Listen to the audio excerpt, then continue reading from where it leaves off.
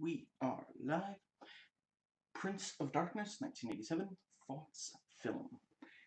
This video contains spoilers, and please note, this is not technically a review.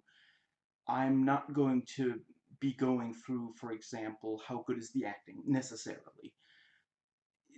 These are, this is a series of, well, thoughts that I had, some while watching, some before watching, and then I also have you know, that's what the time codes are for.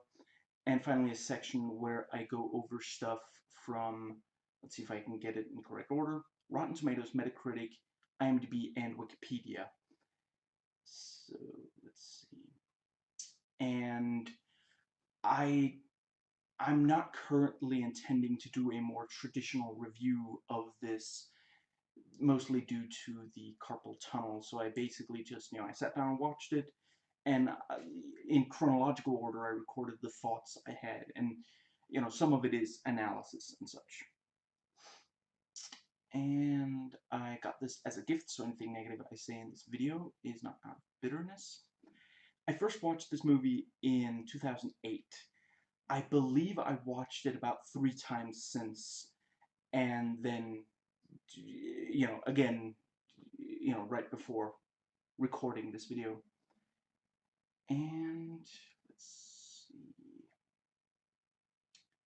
My version of this movie may be partially censored, so if I say something about gore, violence, sex, and or nudity in this video that doesn't make sense to you, it's because we watched 2 different versions of the movie. I chose to watch the one which was more easily available to me and less expensive. And I'm probably not gonna be criticizing violence and gore in this, but just in case, I don't have a problem with gore in general. The Thing is one of my favorite horror movies and movies in general, and I also love Cronenberg's The Fly. Now, my own quote-unquote film critic rating for this movie, yeah, I, yeah, it's a 9 out of 10. And that's also my personal rating. So, yeah, I love this movie, so when I make jokes in this video, it's not because I think something, the vast majority of the time, it's not going to be because I think something about the movie is bad.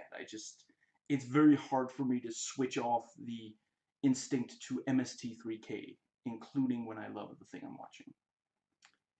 So, let's see. Yeah, just real brief. The following is going to be about music to be murdered by Eminem.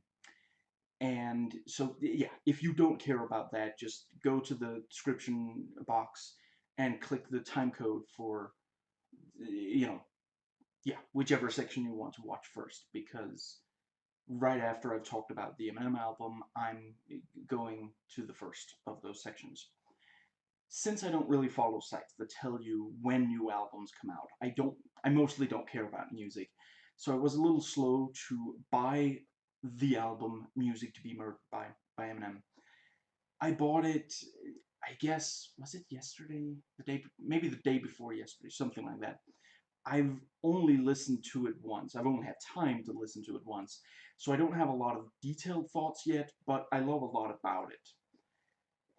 Not all of the songs are his best work, and overall it's not the best album he's made, but I don't think it's really one of the lesser, it's still like Encore has a lot of meh. It also, it's crazy because it also has some really great stuff by him. But anyway, that one, and I've always found Relapse to be fairly bland. I don't mind it, and when I listen to it, I listen to the entire album. But I don't. It's not one where I really think about the songs when I'm not listening to it. And it's really the only album that you know it's the only Eminem album, and it's not true of the D12 albums either. So anyway, and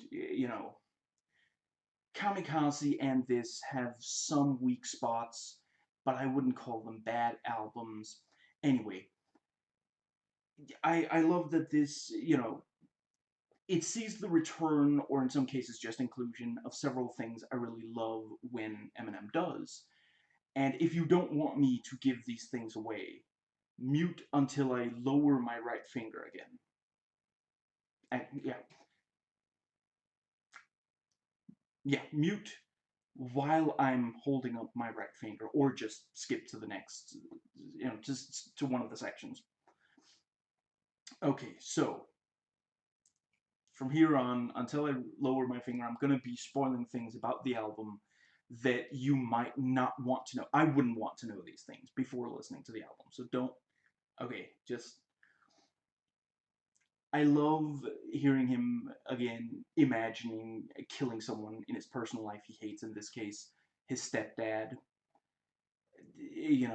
Love him getting political with the what's it called, the gun control song, the darkness.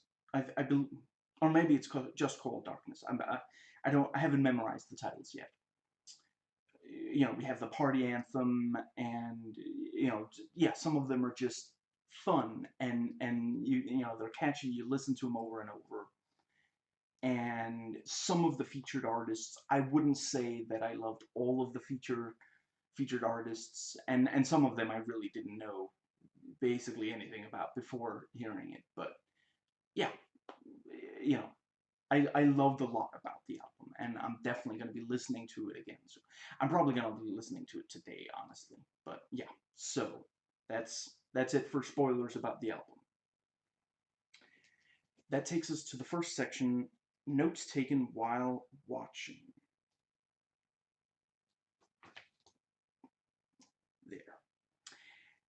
My tape would not play the opening credits, so nothing is going to take listening to John Carpenter's score away from me. So I found the piece of music for the opening credits. Thankfully I forget if it's trivia or crazy credits, somewhere on IMDb. I saw that there are 9 minutes of credits. So I looked up, Prince of Darkness credits, and there was indeed a track that's 9 minutes long. So I listened to that before watching the movie. If anything happened in the opening credits, this is why I don't mention it. I haven't seen the opening credits in some years by now. The first part that would play was the physics lesson in progress, and then the priest dying. So I'm not sure I missed anything. I was it 9 minutes of opening credits over black screen? I I'm not entirely sure. Maybe there were. Anyway, I'm not gonna. I found the father with this. Yeah, this morning. His last words were Rosebud.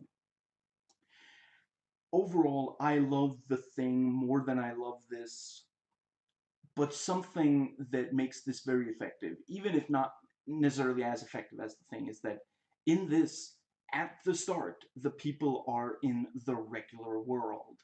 In The Thing, it basically feels like these people have always been stuck in this outpost. And that's not a spoiler for The Thing. Literally, right from the opening of the movie, it feels like these people have always been there. They have this real weariness to them. Again, I'm not saying this is better. I'm saying I really appreciate the contrast. They're both amazing.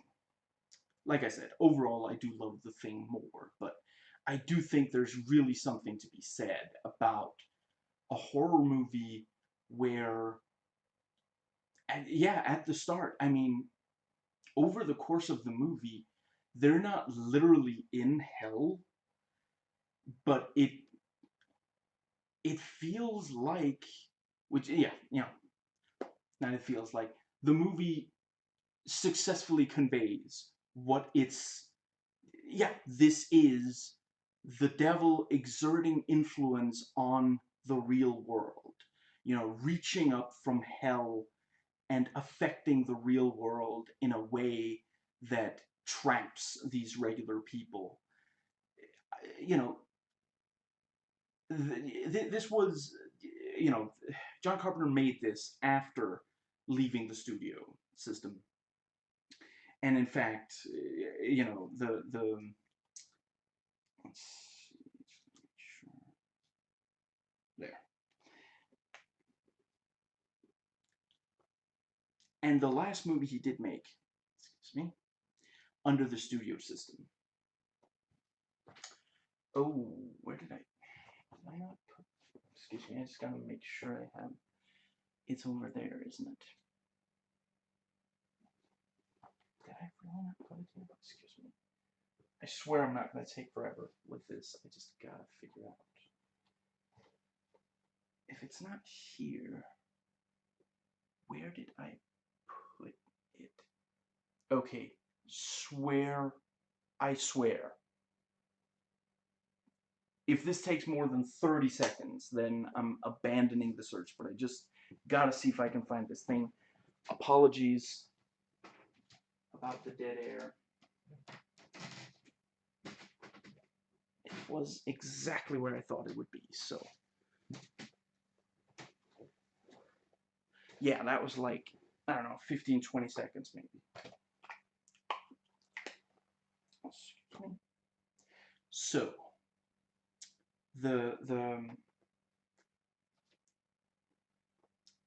I was talking about that, like, reaching out from,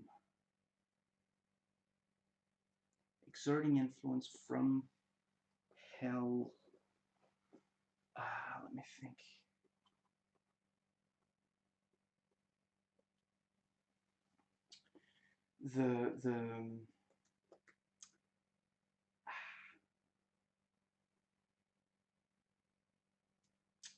The fact that the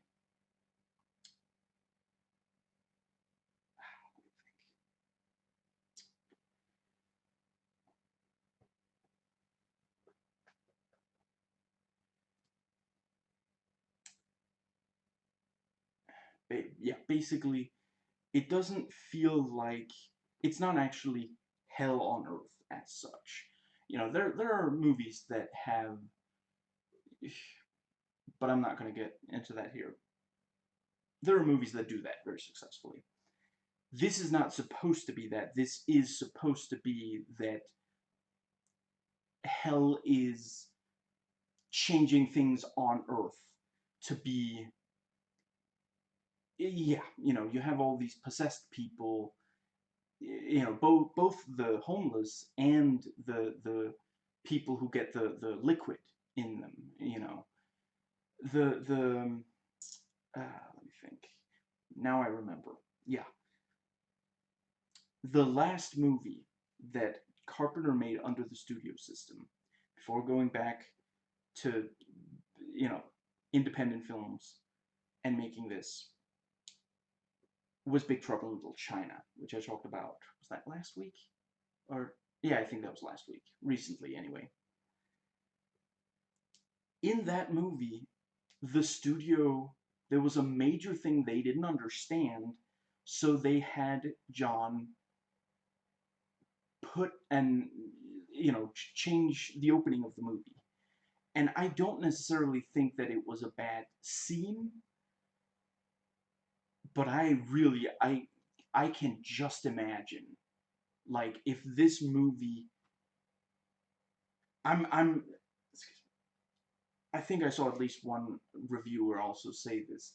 This is not a movie he would have been able to make like this under a studio system. They would have been like, some of this has to go. You cannot, like, some of the things that this says about Christianity and the devil and hell, yeah, he would not be able to get away with it. And I can just imagine that there would be some kind of opening that would reassure the audience that things are going to be okay, or some lame, just,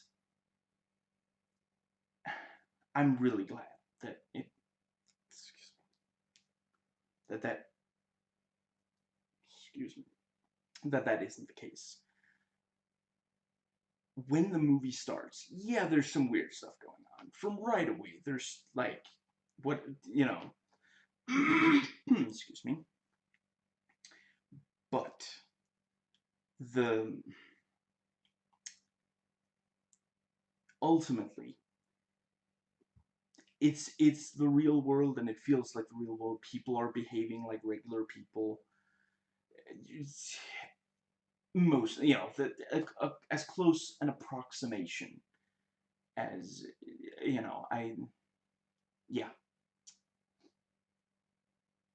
and over the course of it, it really does become like, yeah, the if you made an edit of this where every single time someone invoked Christianity and anything, you know, related to that. Let's say that someone wanted to start their own religion and they wanted to use this movie to spread their message. So every time, yeah, every reference to Christianity changes to a reference to their religion. And there were people who watched it who didn't know that it was originally about Christianity. If they knew about Christianity, they would still be like, this is like the devil. This is like hell. You know, the yeah. I'm not even, let's see, when I first watched this, yeah, I knew a pretty good amount about Christianity, but yeah, like just even if you know a little bit, that it is going to just, yeah, the yeah, the way that they end up trapped in the church and all these possessed people and these, once, yeah, just the various, the way that they end up trapped and surrounded, well, surrounded, I don't know if surrounded is the word, but swarmed by these, I'm going to be referring to them as zombies, whether they died or not. The people who, yeah, maybe not the homeless. Yeah, the homeless I'm going to refer to as homeless. Yeah, when I use the word homeless in this video, I'm probably referring to the group of homeless that are clearly possessed in this movie. And when I use the word zombie, I'm talking about the possessed other than, I want to say, is her name Kelly? I'm sorry, I'm not always good with names. The person who ends up becoming possessed by the child of the anti-god, who gets all the fluid in her. If I say possessed, I may be referring to her as well. But if I say zombie, I'm referring to the, yeah, I think I've made my point. But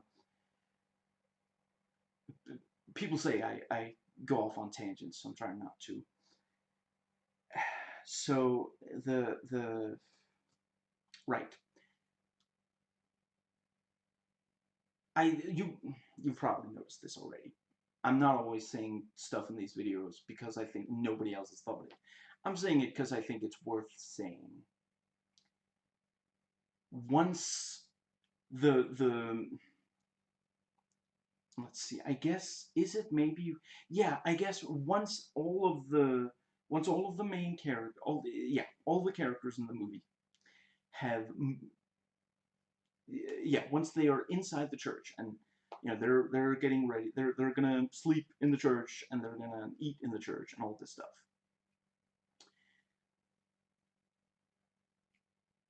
You never actually see the real outside world. At most, you see like the the the yeah, the area immediately surrounding the church, and no one is able to leave.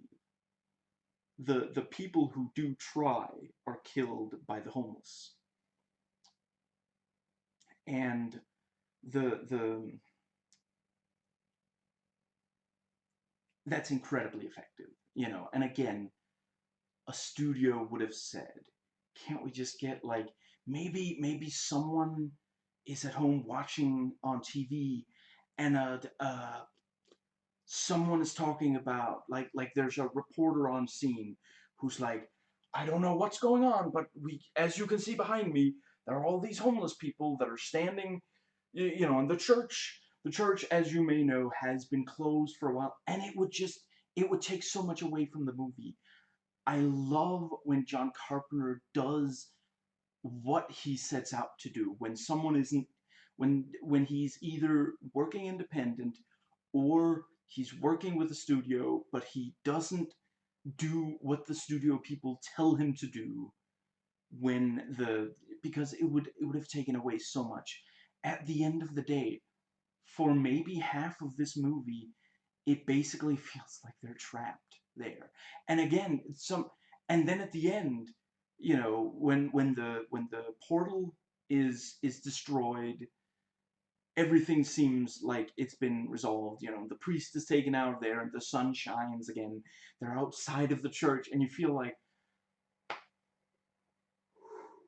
I can relax again. We're safe. They stopped the evil. And then the dream comes again. And then he wakes him in the bed, and, twice, and then almost touches the mirror, and black screen and end credits. Just brief, we think that now it's all over. Now it's gonna be. We saw the real world at the start of the movie, and we see it again at the end of the movie.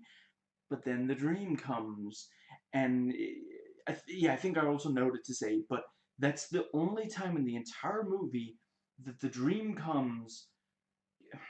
Yeah, I'm gonna be referring to it as the dream. I think yeah, they say this is not a dream. It's the transmission. I'm going to be referring to it as the dream. It just rolls off the tongue easier than the transmission that appears to be a dream. The dream comes to a person not sleeping in the church, and that's, yeah, that makes you wonder. Does that mean that it's like, maybe that makes it seem even more imminent? When it happens in the church, it seems like the yeah, it seems as though, well, that's happening because of their proximity to, the I'm not sure they ever specifically say, but I mean, basically, yeah, like, maybe if you're close to the fluid, maybe you think, or yeah, maybe that's where they're able to target the transmission of the dream. Like, they're not gonna spread it just everywhere, because that's useless. It's for the people who are close to the liquid. If you're close to the liquid, you get the dream, because the liquid is the way, you know it's the liquid that has to be dealt with, basically. And then at the end, it happens to someone not near the liquid. And in fact, I mean, yeah, unless I'm terribly mistaken, all the liquid ended up inside. I'm sorry, I'm gonna call her Kelly. I think that's her name, but I'm not 100% certain, because Walter said it when he's in the closet. Now this is happening with Kelly. The let's see, all the liquid ended up inside Kelly, with maybe yeah, with a little left in the zombies. And the now you see why I refer to not the homeless as zombies, because the homeless, as far as we know, aren't that's not the liquid. That's some, the that's the yeah. There's some liquid in the zombies, but and then there's, yeah, and the other than that, the vast majority of the liquid went through the portal, and the portal was closed. So presumably, the you know the threat is essentially over, and yet the signal comes again, and now, I'm sorry, is it Catherine? Is that her name? Now now it's no longer a figure in dark. Now it's her, and now it's the dream comes to someone who is not near the liquid, and then, you have to wonder. It's the only time he has a nightmare that she's right next to him in the bed. That's the only time in the entire movie that someone has a nightmare. The only other thing is the dream, and he wakes from the dream to seemingly the nightmare. So was that actually a nightmare? Or was that like some kind of, did he did he somehow realize that the threat is still there beyond having the dream without the liquid, and yeah, maybe the mirror is an active portal now, so anyway, yeah, yeah, basically we see what the characters see. We never see anything in the entire movie that is not visible to the characters. We see the priests talk to other religious people, religious figures. I don't know, remember the terminology.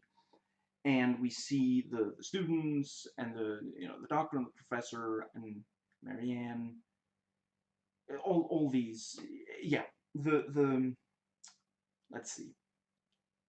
Once they're inside of the church, we don't see the outside, and the only time, and yeah, and the vast majority of the times where we see even the area, even with all the homeless people out there right outside the church, the vast majority of the time it's dark outside, so it feels like, the first time you watch the movie, you don't know that at the end of the day, at the very end of the movie, there's going to be sunlight, we're going to see the outside world again.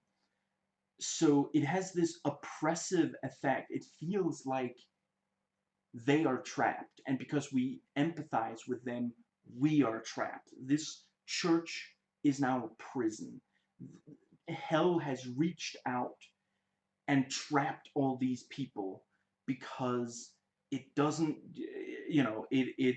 it's ready, and it's not going to let these people, hypothetically, I don't think anybody ever says why, this is why we're trapped here, but hypothetically, let's say that one of them managed to leave, and because of what they've seen there, especially, the time that Brian jumps out, if he was able to leave, he's gonna bring people back with him, and like, there's that, what's that movie where, like,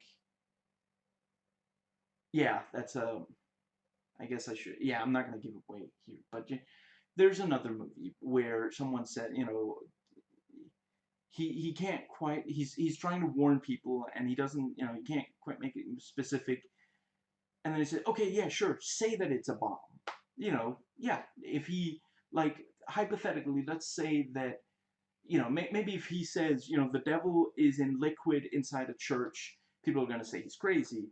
But maybe he's going to, go to a police station and say, there's a terrorist group with a bomb inside this church. And, and then you'd have, like, yeah, a SWAT team coming in or something, and that would make the zombies a lot less effective, and give give our characters more of a fighting chance, which is obviously why no one is allowed to leave from John Carpenter as the scriptwriter's point of view. Yeah, the at the end of the day, yeah, I think I've pretty much said everything I wanted to about that. Excuse me. Just gonna, so let's see.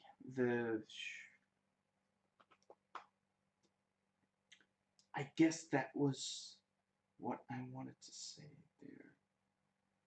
Yeah, I'm just briefly gonna, point out also the homeless people outside is fairly reminiscent of, like, Assault on Precinct 13, and yeah. It's been a while since I watched the remake. I remember liking it a lot. The original I love, and I'm not saying that the remake should have been closer necessarily. That's the thing I love about the remake. You hit play, and just from the first frame, okay, this is not trying to be the same movie. This is going for a different tone and style. Clearly, this is not just trying to redo everything in the first movie. Oh, Excuse me. Sorry about bouncing the camera there. Yeah, I in the original and not present in the remake is this sense that just, I mean, they really, I guess I shouldn't, yeah, I get, no, I'm not gonna say that to someone if you haven't watched that movie.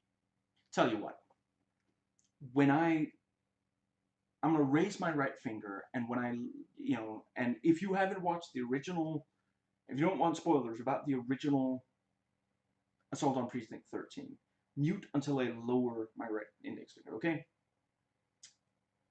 Yeah, that was, yeah, right finger, right index finger. That's one. Okay, ready? The fact that they essentially stop feeling like people, they are acting like maybe possessed or like zombie, like, they don't really speak. They don't really just, yeah, they come across as crap. What was, I forget what it was he said. And actually, it might be this one. John Carpenter talked about, soulless people. Yeah. I love that, and I do appreciate that they don't try to redo that in the remake, because it wouldn't have worked there. It's a completely different movie. So yeah, no more spoilers for Assault on Precinct 13. Now, to return to my notes. From right away, the swirling liquid is really creepy. The writing is hard to decipher. What is it? A way to communicate using letters, but that's not important right now. Is there some reason why you're not telling us what we'll be doing in time? I agree, that's an underrated movie.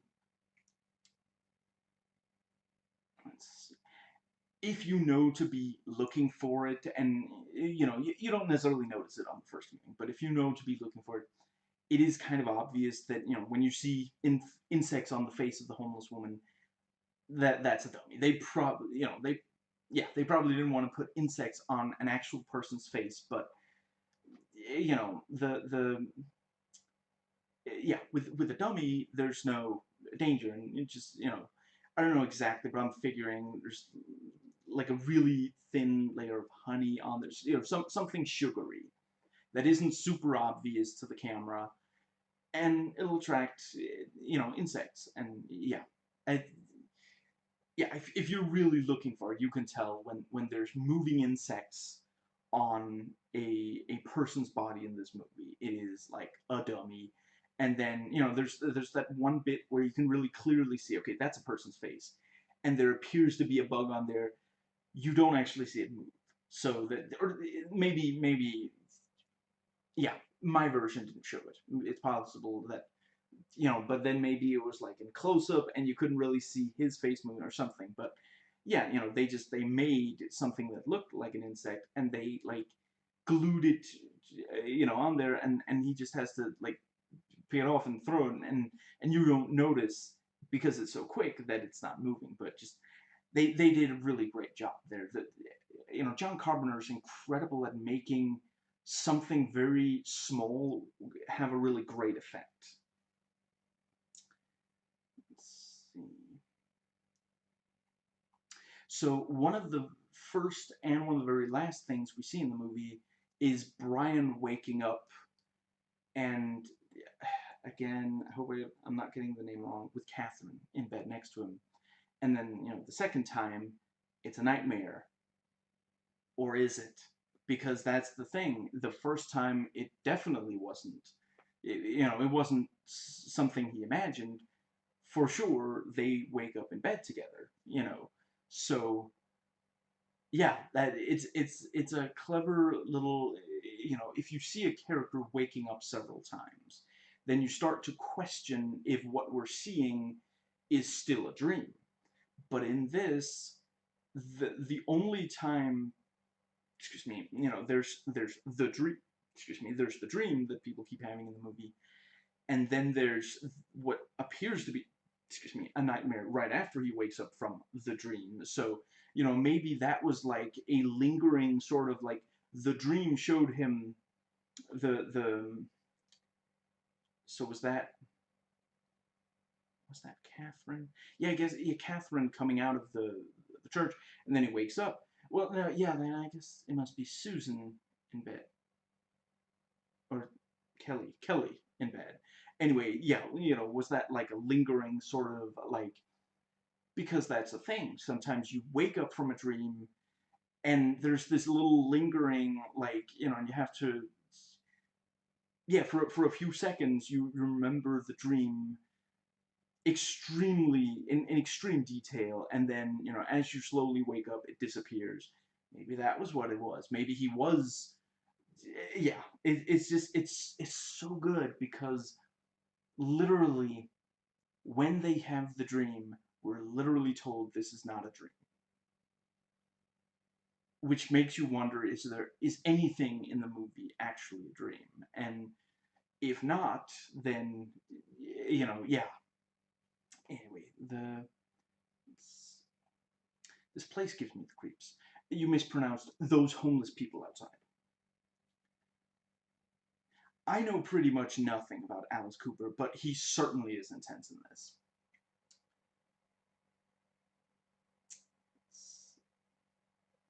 I can feel it all around us now. I feel it in my fingers. I feel it in my toes. Yeah, I can't do a very good Don Pleasance impersonation. Not only is it incredibly creepy to see the homeless people, but they can form a blocking wall within seconds completely silently. That's like, again, the I can just hear like a studio head saying, people can't move that quiet. You have to add in the sound of like footsteps or something. People aren't gonna buy it.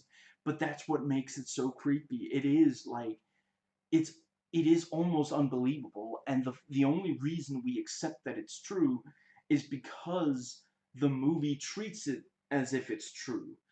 This, if this, yeah. And it's just, yeah. I swear, every time I watch this movie, seeing the fluid sprayed into their mouths, just, it really gets to me. So the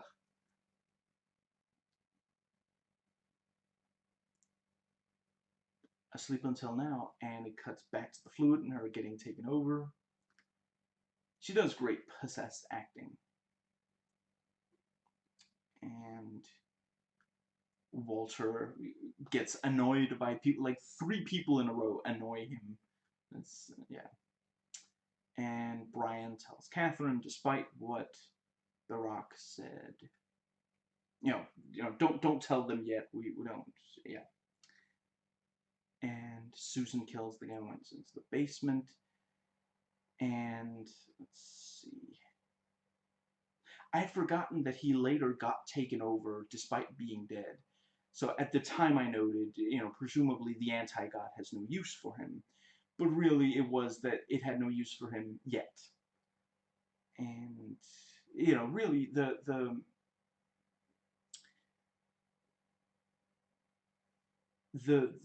let's see.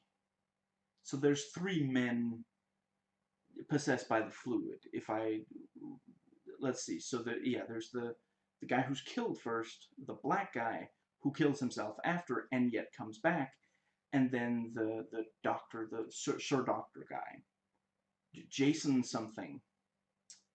The in the IMDb trivia, there were a bunch. There was maybe like a dozen entries that were just, I listened to the commentary track for this movie, and this is something that Jason said to John Carpenter on the commentary track. I'm not complaining. I'm just, it's I made sure to notice yeah, who he was playing, because I didn't offhand remember exactly. Keeping in mind it's been years since I watched it. Let's see, where was I? You know what? I'm just real quick gonna make sure. Let's see.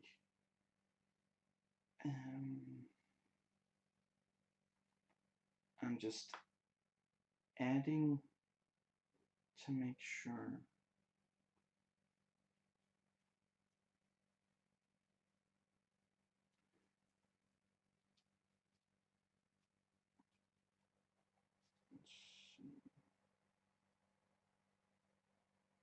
There. Just making sure. Yeah, there's no real reason for me to. Just something I wanted to make sure to write before I forgot it. Right, so yeah, those are the three men, turned into zombies, and yeah, two of them die and come back, which really doesn't happen. None of the women are, so yeah, the maybe there's something about that the like yeah the I'm sorry, I'm not good with names. The the black man who's taken over, he fights it and tries to kill himself so he can't be used, but is you know ultimately he's brought back from death. And yeah, the let's see, what was the hmm, yeah, the maybe the fluid is especially good at taking over women, and for men it's with with one of them, like hypothetically, Susan could easily have, instead of killing the guy, just like held him in place, because they are supernaturally strong, clearly. Otherwise, two people, period, would not be able to lift the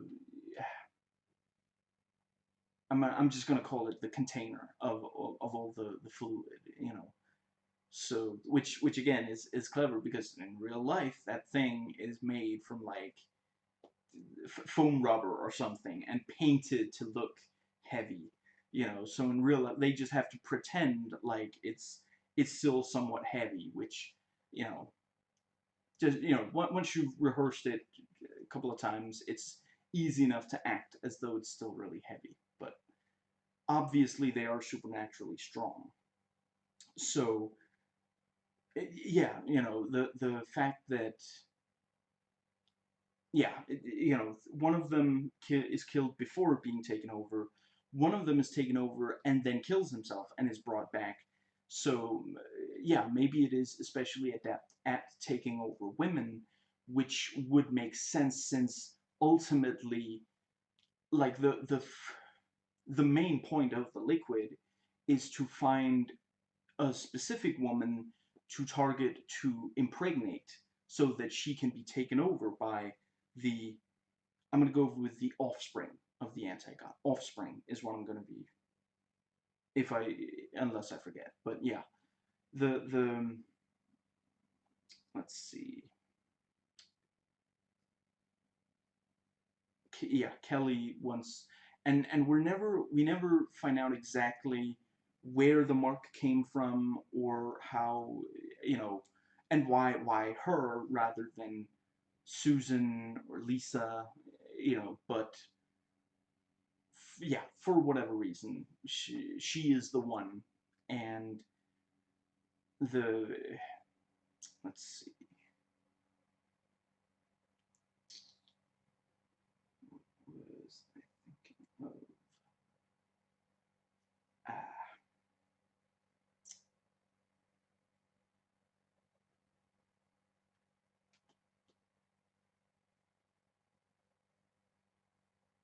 yeah, so maybe there's some specific that it's better at taking over women or something. Did it just get colder in here? I could spend the rest of my life listening to Donald Pleasance reciting dialogue written and directed by John Carpenter. Very creepy, the insect stab death. And we see the dream. I had forgotten that it was so late into the film before we get even the first dream, but I'm gonna talk more about that later. I like how there's this repeated repeated line of Susan. Who? Radiologist. Glasses.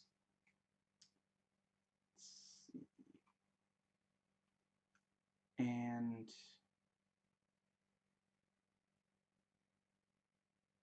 yeah, I think, yeah, Lisa lies down on the cot, and the camera just slowly pans right, and in walks Susan and closes the door behind her. So creepy. I love how John Carpenter uses his camera. And the score also helps there. And Susan takes over Lisa. So creepy and gross. There's just something about the fact that it's liquid being spewed into your mouth somehow makes it grosser than at least some of the stuff in the thing. I'm not saying it's not grosser than all of the stuff, but just the, yeah. And I mean, in 1987, I mean today, to a viewer today, it's maybe especially because we know that, like hypothetically, let's say that we see that it has no effect in the movie, then maybe, but from the first time we see it, clearly it has a negative effect on them. And yeah, today it really makes you think about, it's like they're being infected with a disease, and I mean, in 1987, fluids, I mean, the maybe the AIDS crisis was, because people knew, certainly by 1987, people knew that it was about bodily fluids. So yeah, and the like, yeah, the fluid in the movie, it takes away who they were. It changes them fundamentally. So yeah, it is invoking that. I mean, think about it. It could very easily be like, let's see, what would be maybe the yeah, like if it yeah, for some movies, when there's like an exorcism, one of the things is that they'll hold a cross. Or am I thinking about vampires? I might be thinking about vampires. Sometimes in supernatural horror movies, a priest, picks up a cross, and like, if the vampire tries to grab them and they put it against it'll like burn the inside of so they could have like a reverse of that, where like to be possessed, like maybe instead of dripping upwards, which is also just such an unsettling concept. Instead of that, maybe the liquid like hypnotizes you to go up and makes you want to touch the outside of the container, and touching it gets you possessed. And then instead of spit of the yes, that's the thing. It's not just spitting. The liquid is like sprayed. That should not happen like that. It's just like it the your lizard brain is screaming, there's something horribly wrong here. Not just get out of there, this is dangerous, but this is wrong. This is not real. There's something wrong here. The like when you see a slasher movie and you see the killer coming at someone with like a knife or something, your lizard brain isn't going, that shouldn't be able to happen. Your lizard brain is going, get out of there, you're in danger. So but instead of the spraying of the liquid, maybe every time someone has to possess, every time a zombie has to possess someone else, they just touch them, like just use the hand, touch the skin, and then that possesses. Why not? That's why. Because it wouldn't make us think of a like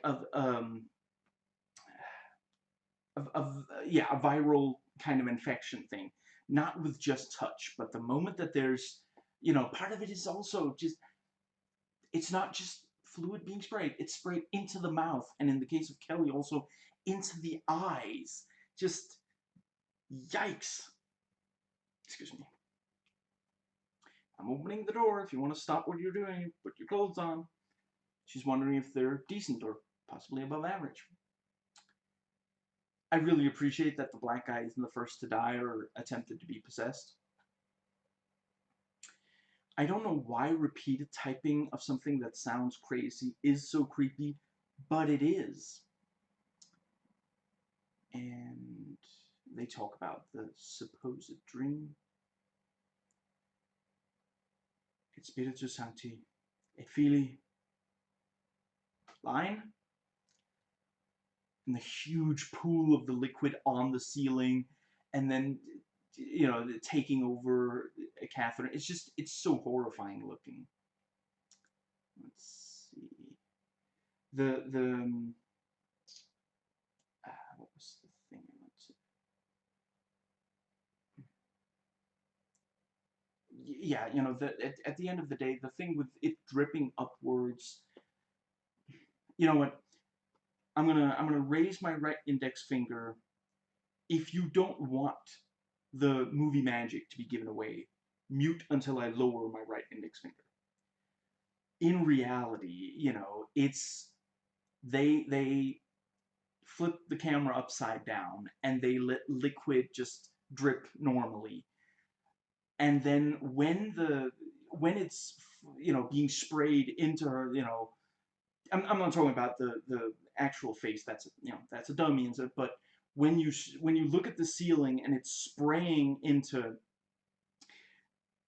I'm not 100% certain, but what I would say is most likely is that they flip the camera upside down and they're spraying the fluid down into this area that they're filming, and then they're reversing the footage, making it look like it's spraying out of the. It's very clever, and the thing with the portal, I'm not 100% certain, but I would figure it's like a pool, and yeah, the whoever is on the other side of the portal, they're actually in a pool of regular water, and they just yeah, possibly water that's been like there's some kind of what's it called, like a special coloring or something, but it looks incredibly convincing, and the little mirror that she sticks her fingers through, that's like, yeah, that you can read on like IMDb. It's Mercury, I want to say. But yeah, anyway, done talking about movie magic. And we've reached the point in the horror movie where the surviving cast members all know that something is going on. It's not just like hints, which they already had, and that is like, there are some horror movies where that happens real early, but a lot of horror movies hold off on it until later, because at that point, it really is, now the characters are gonna start trying to very directly deal with what's going on. And if you can't keep that entertaining until the movie is over, then you had that happen too soon, basically. You can only watch the characters fail for so long without it getting boring. And once they succeed, once in a horror movie, once the good guys win, the movie should end really soon after. It's not. No one wants it to stay.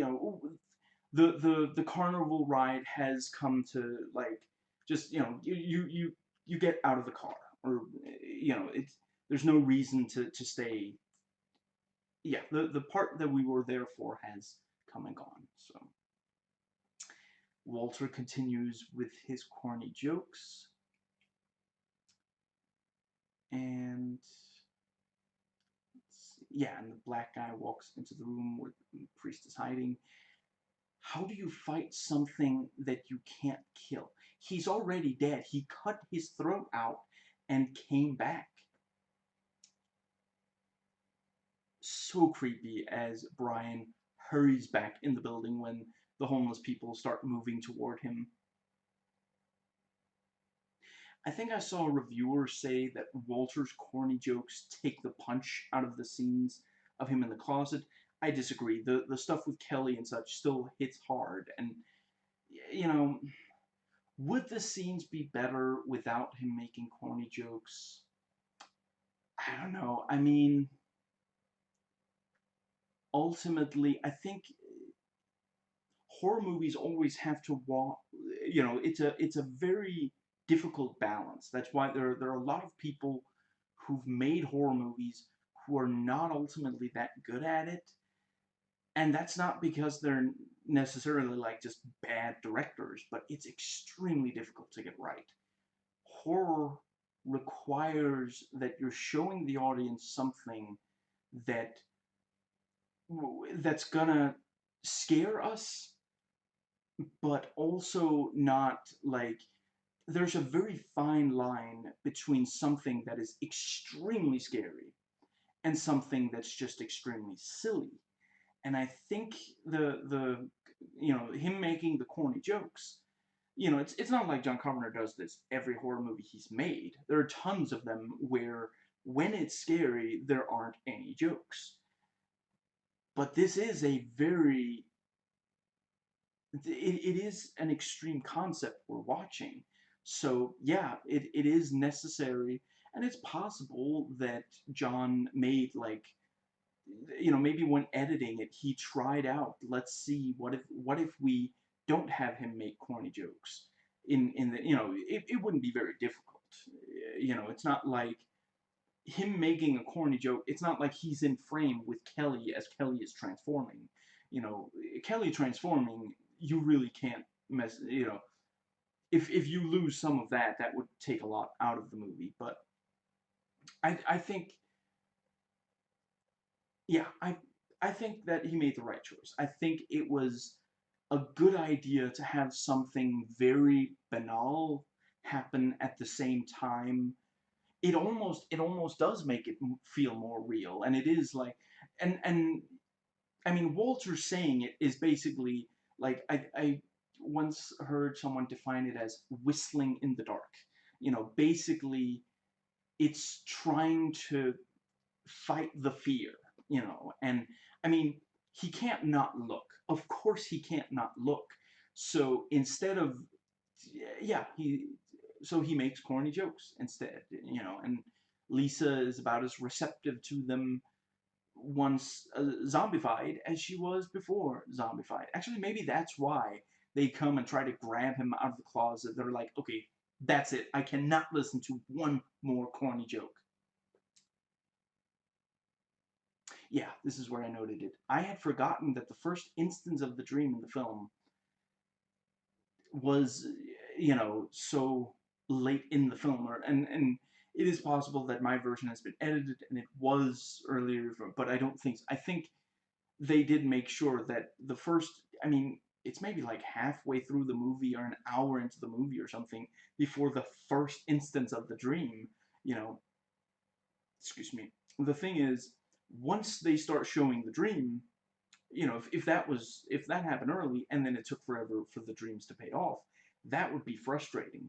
The way it is now, the dreams are incredibly effective because we keep seeing these brief glimpses and we want to see more. We're like, no, don't wake up. We want to see where the dream goes. Especially because even the second time, the very first time we see the dream, the yeah, I mean, at that time, we don't even know for sure we're going to see it again ever. But the second time we see the dream, it's progressing clearly. So it's not just, each time we get a little bit more information, and it's just, yeah. I think they did an absolutely brilliant job on the dreams. They're incredibly effective. Anyone who's watched this movie even once remembers the dream element. With Walter in the closet is almost as though we're only seeing what's happening in the room because he's there. Same as with the black guy and the priest. We're only seeing the black guy in the room because the priest is in the same room. And maybe the priest can't all of the time see exactly what the black guy is doing, but he has an idea of it more than it's not completely, again, we're not seeing something that's happening far away from the church. And we're not seeing what's happening in the hallways when no people are in the hallways, when there are only zombies there. a host in which to live, a parasite growing into its host. I really love the explaining in this movie. This is, I saw one reviewer saying, no one makes horror movies as wordy as John Carpenter does. That's probably true. Yeah, and I think he does an incredible job. The fact that he explains all these things makes it so much more scary. The with this and the Thing and others, the fact that he explains these things, and don't get me wrong, like Halloween is a movie where he doesn't explain a lot and it's incredibly effective, and there are movies that convey the information but do so visually that are incredibly scary. But I think when he was in his prime, he was incredible at explaining a lot, and with, yeah, all these, like concepts that are, you know, yes, some of which are very intellectual and such. It is the, yeah, as if she were chosen. Excellent makeup on Kelly. And they break through the closet and come for Walter. And Brian manages to dodge the spraying liquid from the doctor. I disagree with those who say this movie is ever boring. I agree that the crazy stuff happens somewhat slowly at first and only gradually gets to a crescendo, but I think this is necessary to get the movie to feature length without the crescendo getting tedious. If this were an episode of The Twilight Zone or Outer Limits, it could get much bigger much sooner, but I think that I don't think that that's a weakness. That it doesn't. I think it's all the more effective because it takes a while to get there. There are some movies that start very fast-paced, they hit the ground running, and not all of them are as effective as this. Some are also very effective, but I'm glad that he made it as a movie and not. And I could imagine there might be episodes of those shows that have a very similar concept to this, but yeah, yeah. Let's see.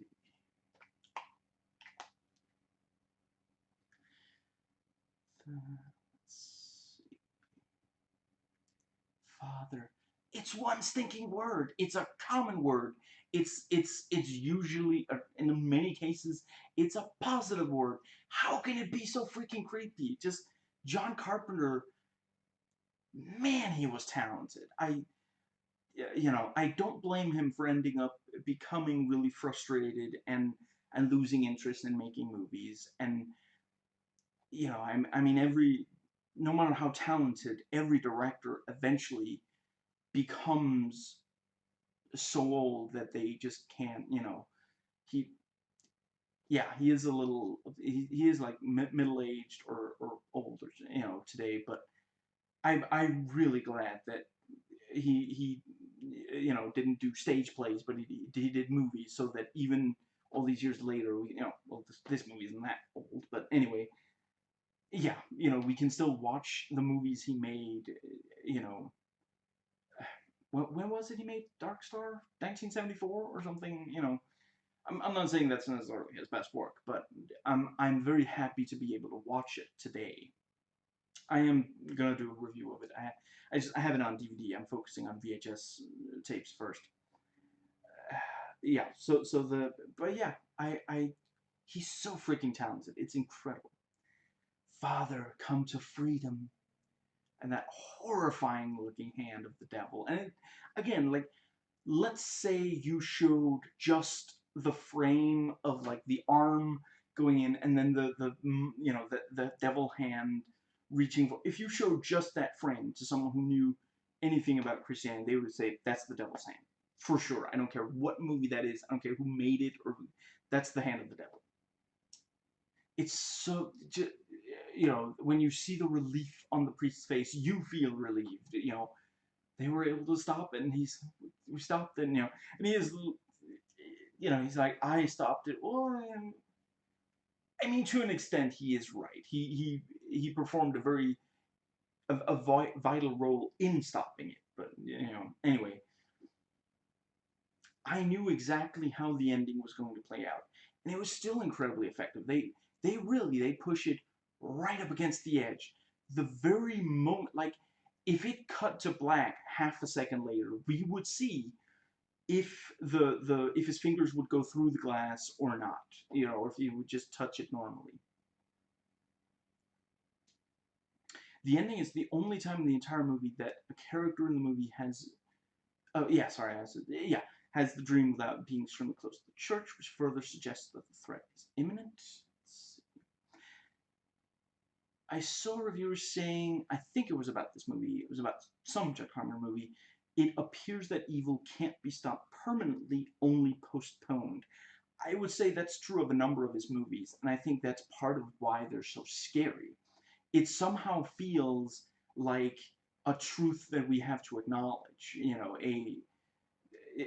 Fighting evil is something we have to do at all times, and if we stumble even briefly, evil will win. And you can define evil in different ways.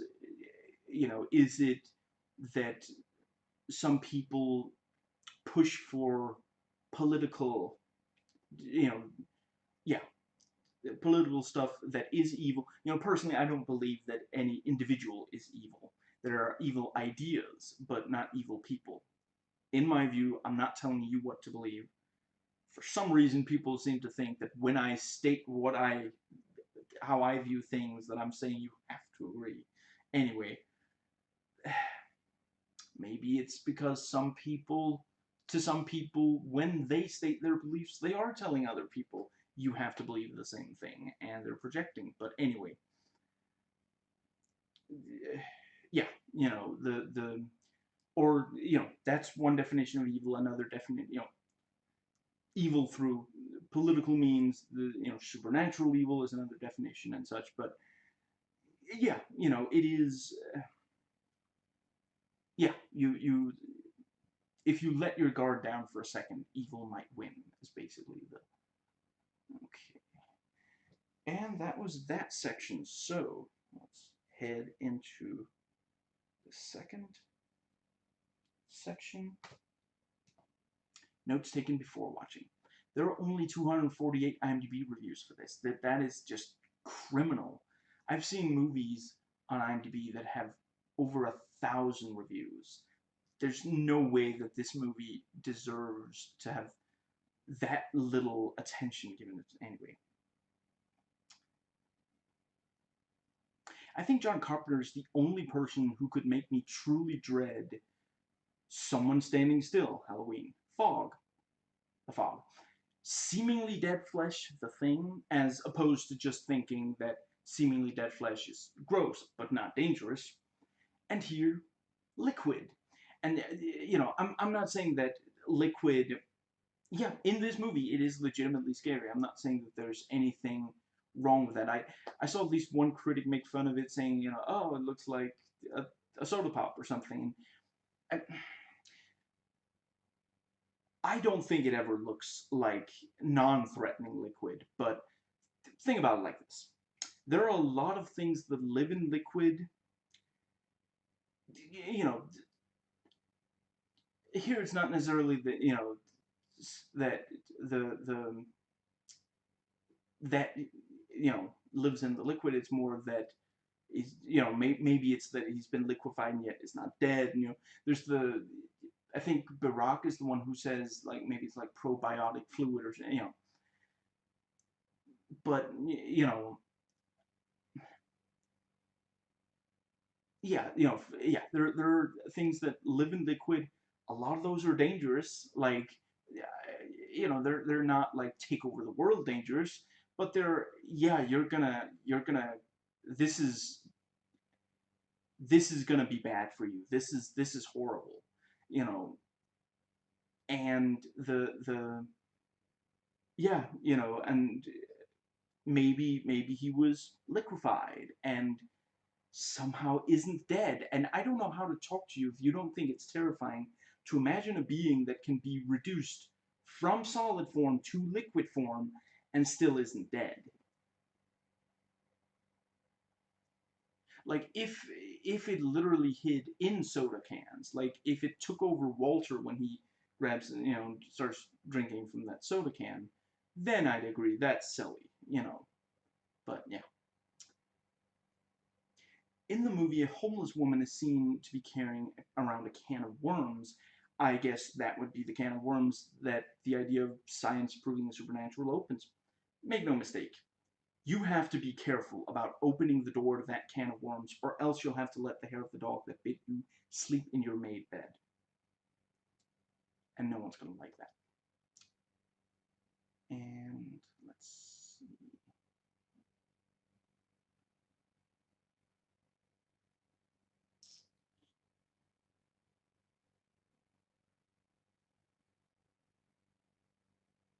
Yeah, yeah. So we see the liquid in the container can possess human bodies, and at first making them into you know, zombie-like.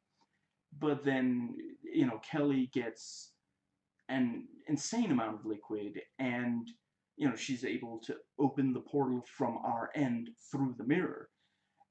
Basically there must be something in the liquid itself that there needs to be enough of a human body for the human body to be able to open the portal. And it seems like Kelly was chosen, they say in the movie. And it's also possible that they try to thin out the herd to make it easier to have enough opportunity to put in enough of the fluid to take over a person. Hypothetically, we don't know, but yeah, let's hypothetically say that when they when Susan and Lisa try to take over Kelly, let's hypothetically say that a bunch of people ran in there, and you know yeah, this would really require turning off empathy, but if they realized it was the only way to solve the problem, maybe they would be able to. Let's hypothetically say that they ran in there with like blunt objects and they beat the body of Kelly lying there. Maybe they could tell themselves she's never going to be herself again. This is merciful. Let's say that they beat various parts of her body to the point where her arms and legs are coming off. Maybe they managed to decapitate her. Yeah, blunt objects, sharp instruments, something.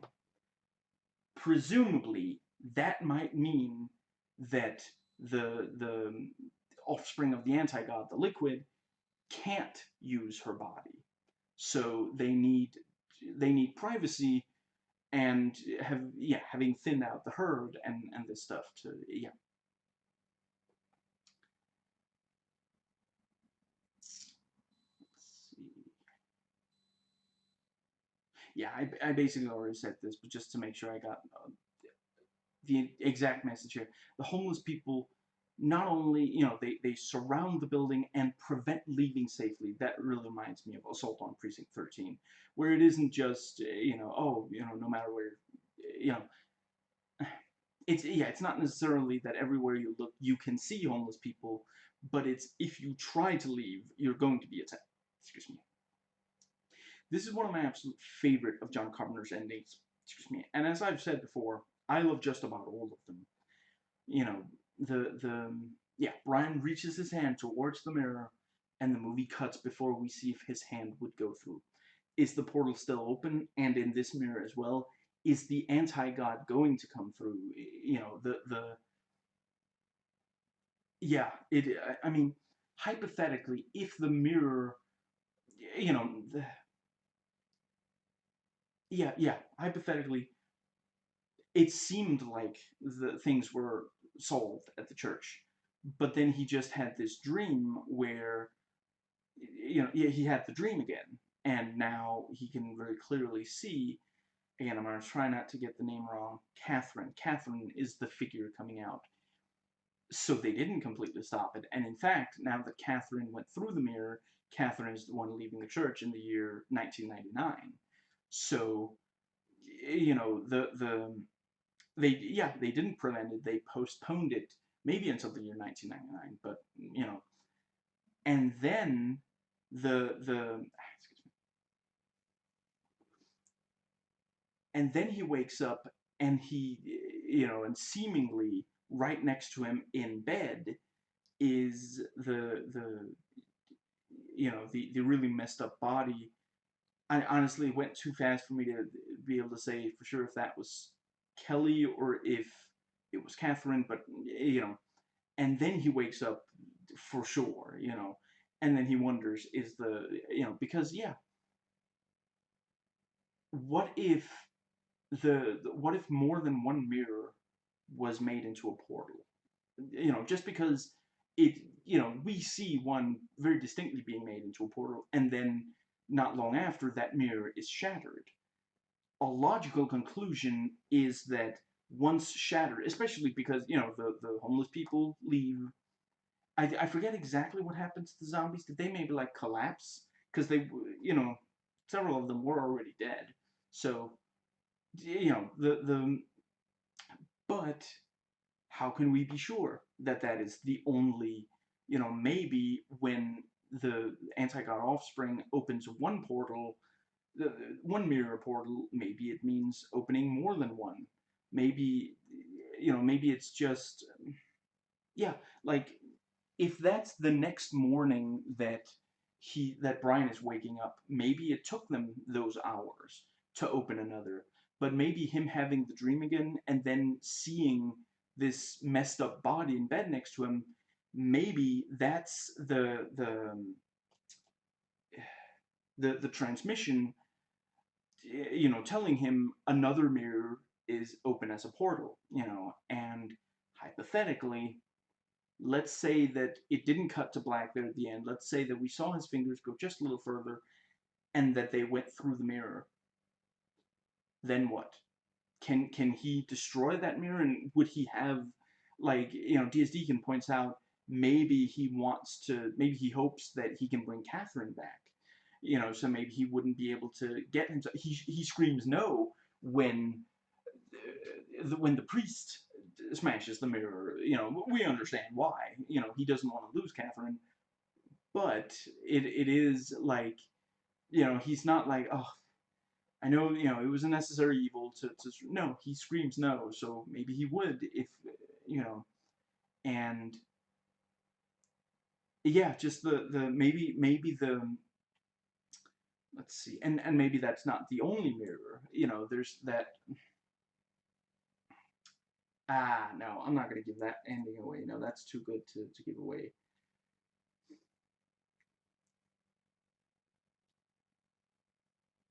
No, no, let me think. I wanna. How can I get it across without spoiling that story? There is another story where someone says when this particular thing is, achieved or is ready, then all the somethings in the entire world will at the exact same moment do this particular thing. And I'm not going to give away whether that story, because some of you might already have guessed what I'm talking about, I'm not going to give away whether that is how it ends. But yeah, hypothetically, if they can take over one mirror, why can't they take over two? And if they can take over two, I mean, how many mirrors are there in the entire world? If it might already be too late. Once Kelly is taken over, that might be it. It might be too late for humanity to stop the anti-god. Maybe that was what the dream was trying to convey. The and maybe the people sending the transmission, maybe they didn't know that that was exactly what, and maybe that's why they don't specifically say, make sure to do this, this, and this. Yeah. The let's see. There was another thing I was going to. I mean, yeah, I guess that is the. Oh, yeah. I mean, how many times 7 years of bad luck are we going to risk if we have to destroy every mirror in the world in order to prevent the anti-god from coming through? And how is he going to convince people what is he gonna say that's gonna make people, destroy all the mirrors that they have, so yeah. And let's see. I watched the trailer. I don't really have any comments for it. It's a pretty good trailer. It did a good job of getting you excited. So, let's see. I, of course, watched DS Deacon's excellent review of the movie. Excellent video. Definitely give it a watch if you enjoy this movie. He really helps the viewer appreciate the some of the deeper elements, such as when he details what the god plutonium, the different things that could mean. Let's see. Right. And yeah, and he talks about in the video. Yeah, I'm just gonna quote. I quite like, mixing up, mashing up, yeah, the supernatural and science, but the movie does really let one of them take over. I agree. I think that ultimately,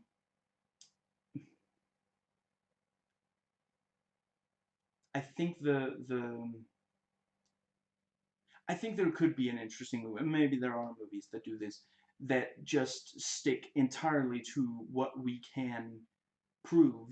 Because for sure, in this, ultimately, the supernatural does take over. Excuse me. I think that mainly what this meant to do with, I'm not saying he doesn't understand this. I'm saying, again, I'm not saying that this is not something that you, the viewer, doesn't understand. I'm just saying I think it's worth, you know, yeah, it's worth talking about. So yeah, I think the idea with the movie was John Carpenter wanted to try to put into scientific terms some of these, supernatural ideas, and try to see, what would it be like if we tried to explain some of the things. I don't think that he wanted. I mean, I guess you could go into the movie thinking that by the end of the movie, it's not going to have disproven any, the things that.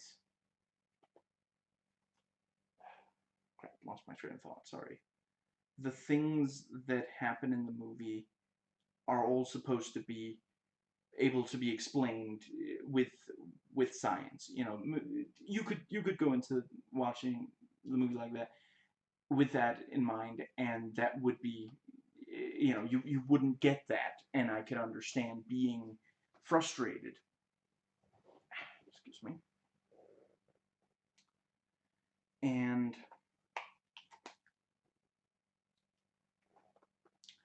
okay, let me think for a second.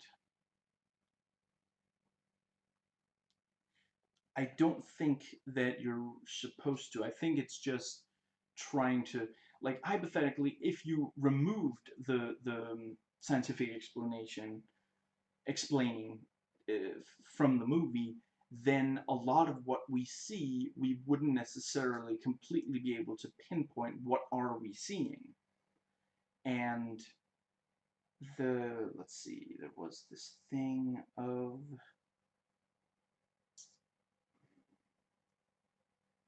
I think part of it was also to say, if a lot of religion could be explained with science, I think it takes some of the, let's see, maybe it makes the religious stuff feel less special. I'm also not sure that let's see.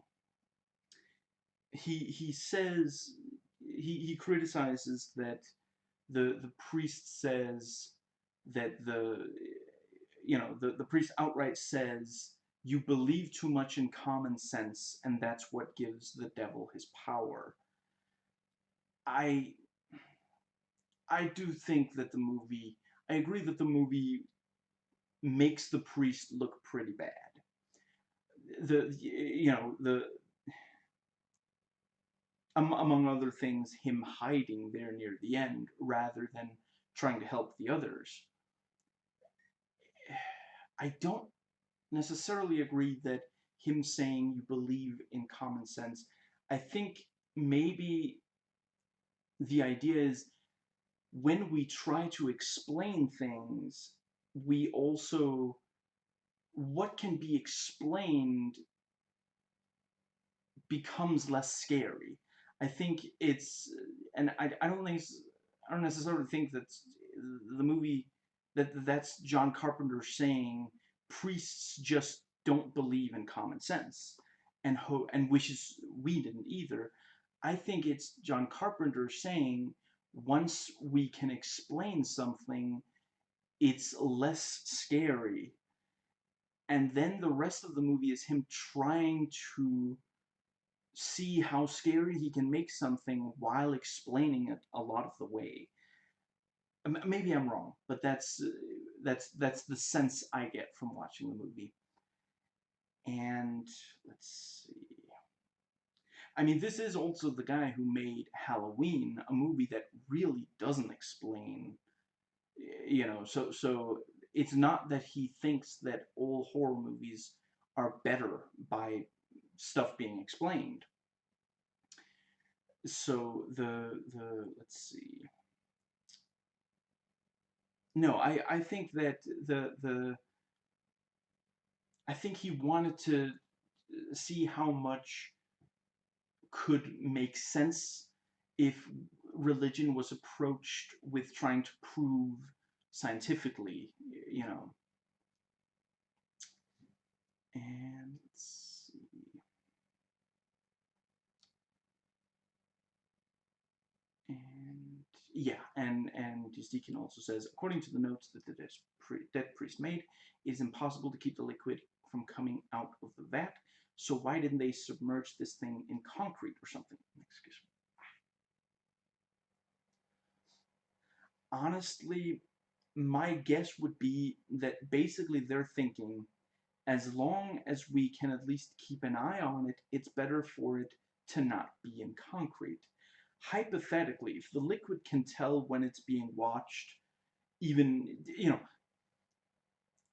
the movie makes it pretty clear. The liquid knows it's when to attack, because when it attacks Susan, clearly it understands that, like, it doesn't attack when the room is full of people that it would have to slowly take over one by one. It attacks when there's only a single person in there.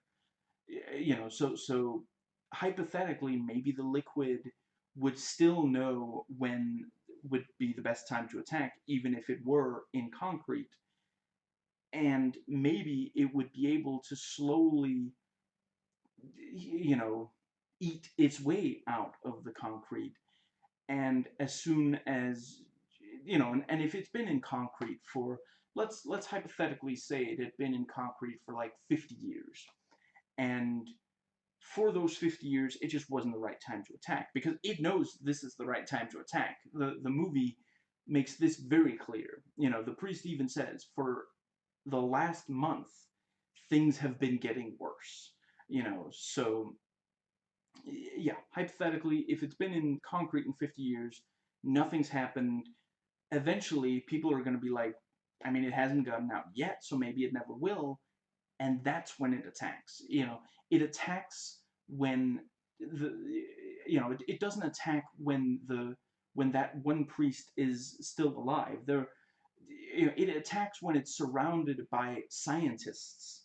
When there's only a single priest, and that priest isn't someone who's been involved with the Brotherhood of Sleep for very long. Now, let's see. And yeah, the priest said the anti-god's power has been increasing for a month. Maybe that would have happened even if the thing had been submerged in concrete, and then they would have to get it out of the concrete to deal with it. I understand his perspective. But I don't think it's a flaw of the movie. that it's, yeah. And he points out that the characters in the film ignore obvious signs of really bad things, like the homeless and the bruise with cross on, sorry, the symbol on it. Yeah, technically it's not a cross. I have absolutely, I'm not gonna claim that it. I think the movie should have done something to make, like, I don't know, just, excuse me. I hate to say this, but I kind of agree. That is, it makes the characters look really oddly unobservant. And they do specifically notice it. I feel like maybe the movie shouldn't have had them notice. Like, the movie should have just had them go in and then, like, I don't know. Yeah, but at the same time, at the end of the day, everything the movie shows us is what's happening to these people, you know. We do see people possessed even when there isn't a non-possessed character to see it, but the character we're seeing be possessed, we also saw before they were possessed. So, excuse me. But I'm not gonna lie, I do think that that is ultimately a weakness of the movie. It's really strange that these scientifically minded people would ignore really obvious, like, yeah, they can't immediately explain it, but scientists don't look at things they can't explain and say, I'm gonna, and then ignore it even if it looks bad.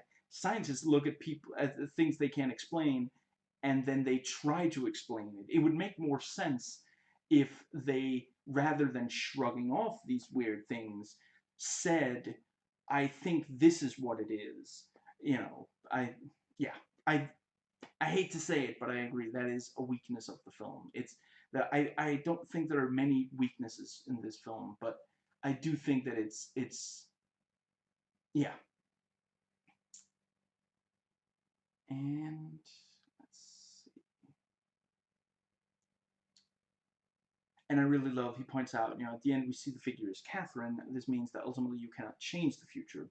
The only element that changed was who the figure was. Yeah.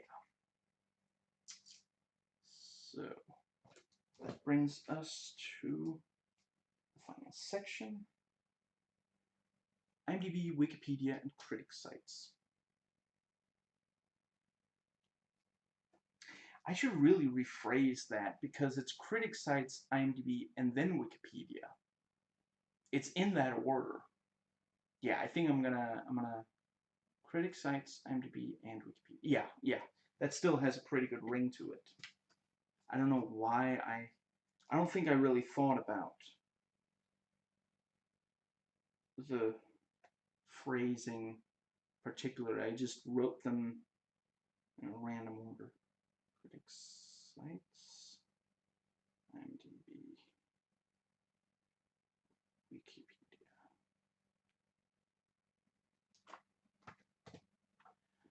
Now, let's see. I guess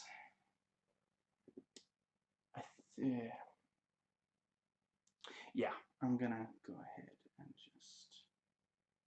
Okay, so this is the Rotten Tomatoes critics' consensus. Prince of Darkness has a handful of chillingly clever ideas, but they aren't enough to put John Carpenter's return to horror at the same level as his classic earlier outings. Yeah, yeah. I disagree. I think it is one of his best. I guess I should just briefly, yeah. It's not that I think the man can do no wrong. Some of what he made in the 90s and and onwards is not great. I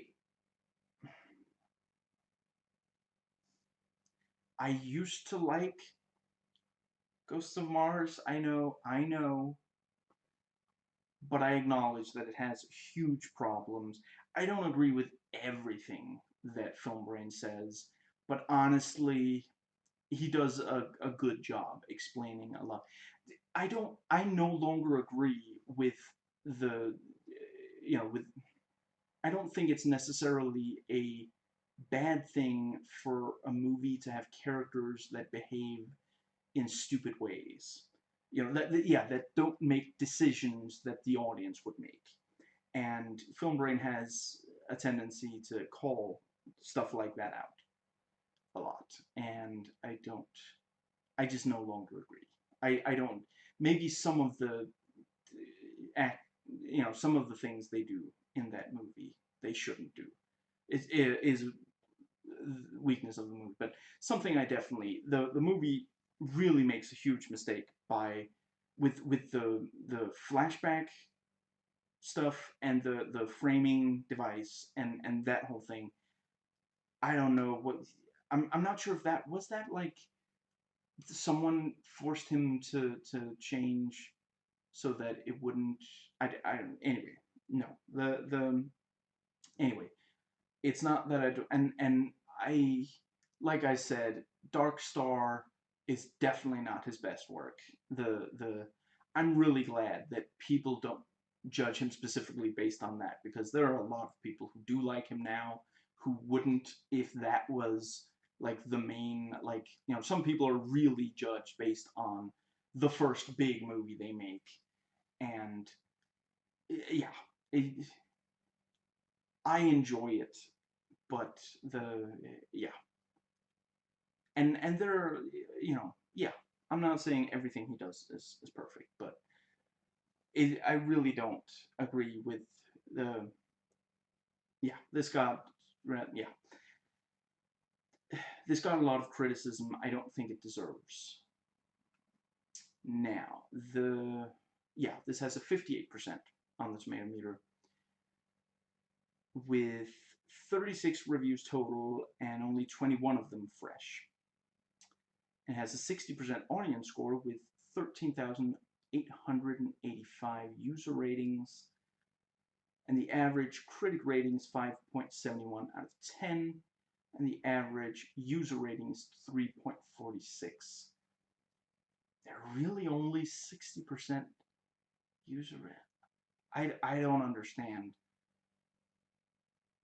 This is a movie. I honestly feel like it should be at least in the 80s. I don't understand giving it such a low rating, but it's not for everyone. I'm not judging people who don't like the stuff I like. Okay, so let's see. Yeah, so now I'm gonna go into the actual. Wait a second. This is Rotten. Okay, fair enough. Yeah, Rotten Tomatoes critic reviews as opposed to user reviews.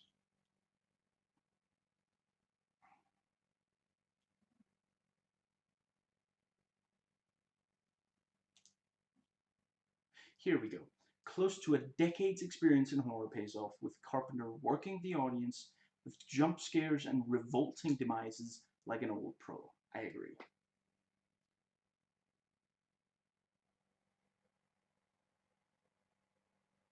John Carpenter seems to be hovering between cold-eyed mechanical fear making and horror camp.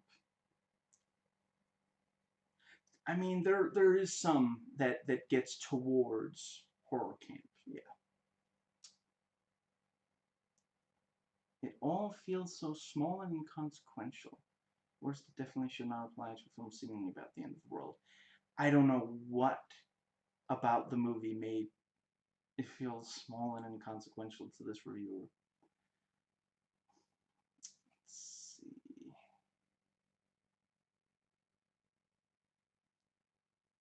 Okay, I'm gonna try to only read aloud the ones where I have something to say other than just I agree or I disagree.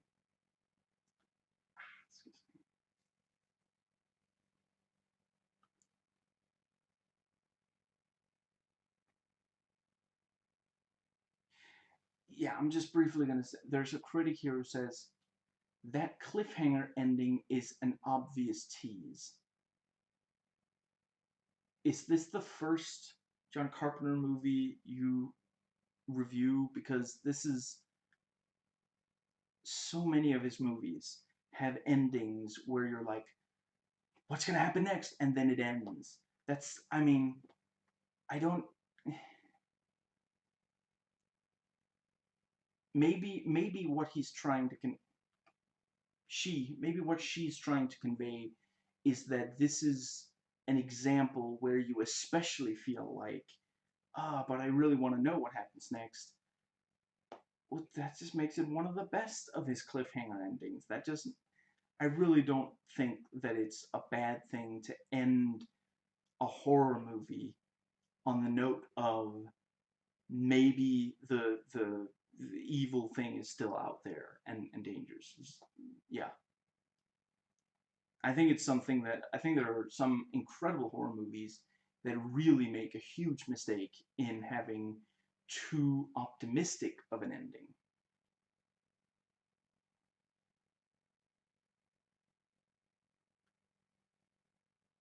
Met on its own bonkers terms, Prince of Darkness proves satisfying. I think that might be a pretty good way to put it. Yeah, it's definitely not a movie for everyone.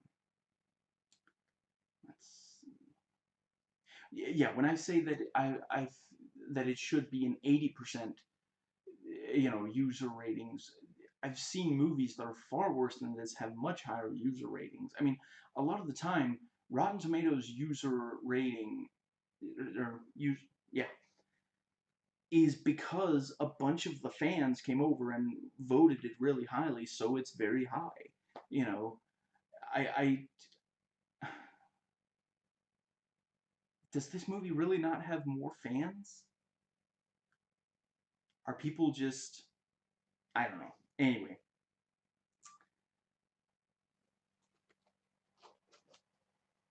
excuse me. I'm just gonna make sure this thing ends. Yeah.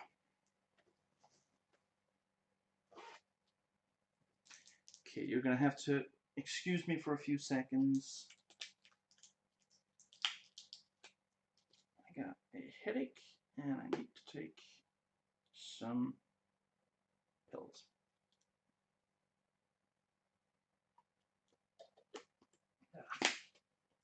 Excuse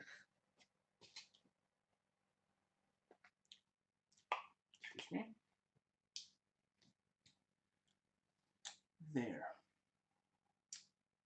So, I guess just briefly gonna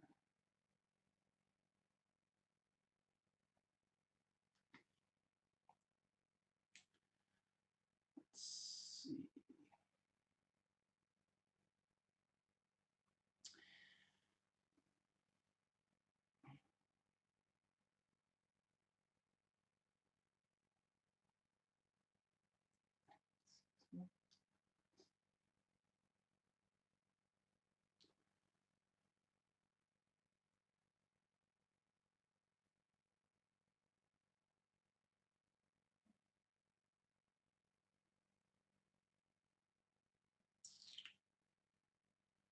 And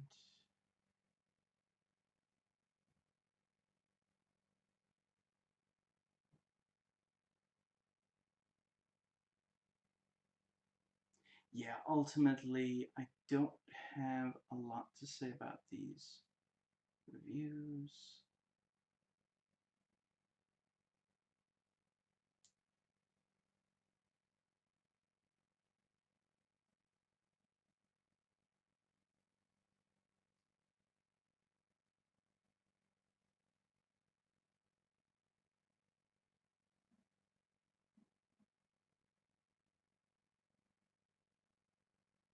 And guess.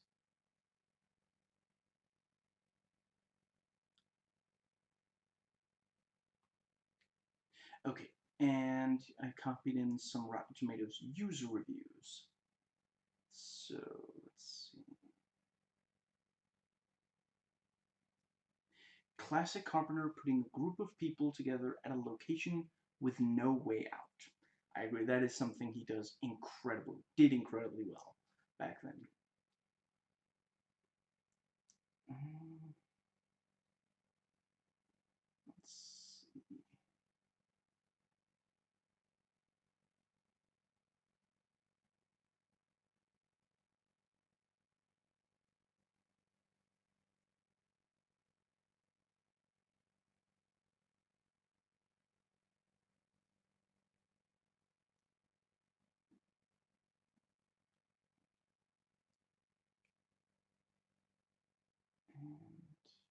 yeah, I think yeah, this reviewer puts it really well. The, yeah, threatening the end of the world as it exposes otherworldly origins for the spirituality that drives and binds humanity. Yeah, well put. And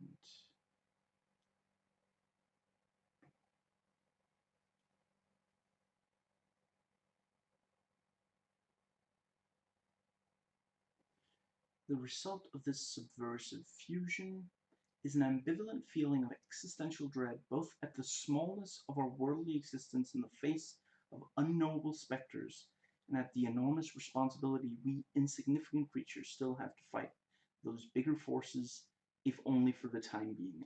Yeah, really well put.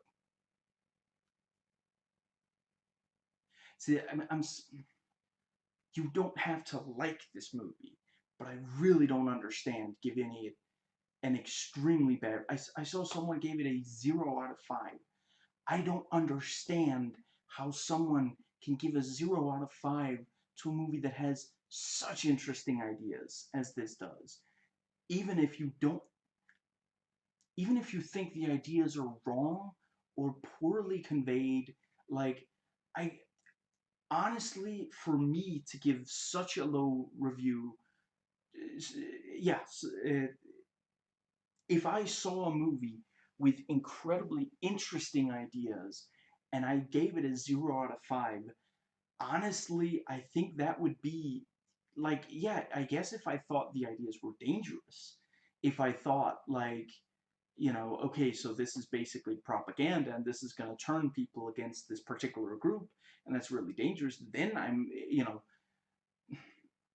I don't understand giving it such a low rating when there are terrible movies getting far higher ratings despite them not having particularly interesting ideas. I really I think we have a problem where the where interesting ideas are not thought of as being as important as a good presentation. If you have a good presentation but nothing interesting to present, a lot of people are going to forgive it.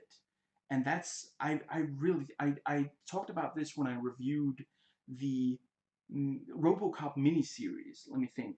Prime Directives, I believe it's called. It has incredibly interesting ideas and satire.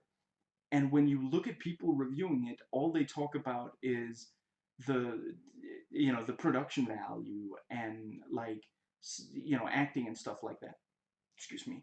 You see so few people, like, again, like, at the very least, at least begrudgingly be like, it had some interesting ideas though. At least say, I wish the interesting ideas were in something better produced or something. But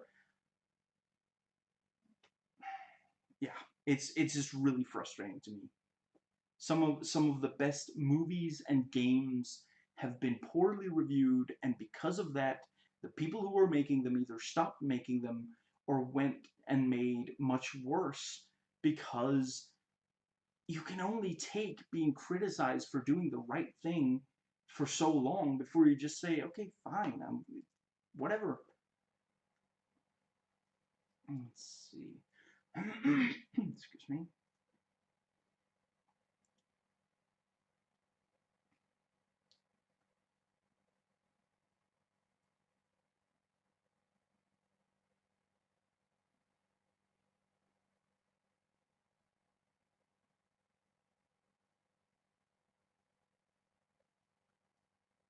Let's see.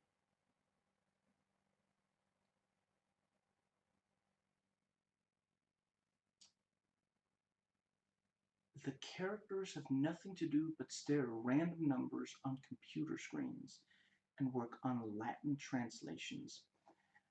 I mean, I can see what this review means.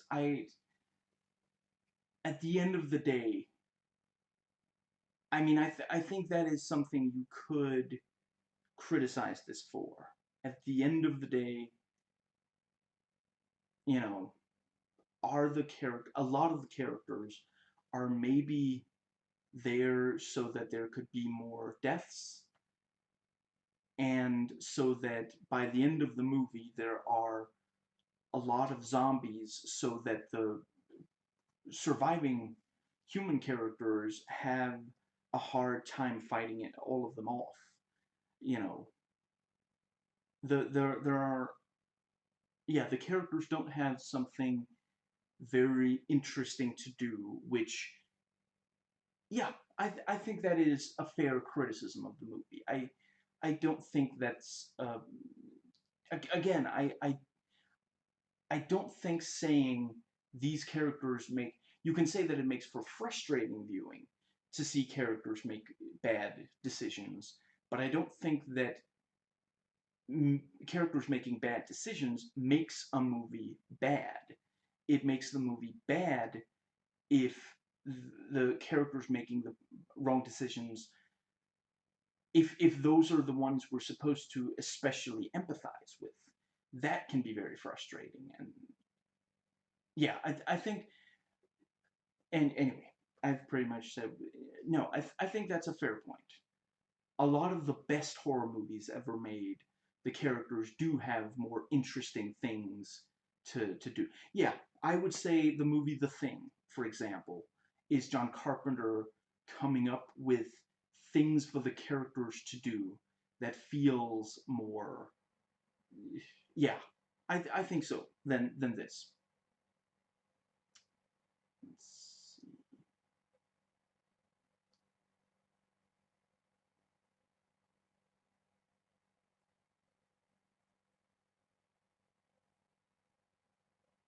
see.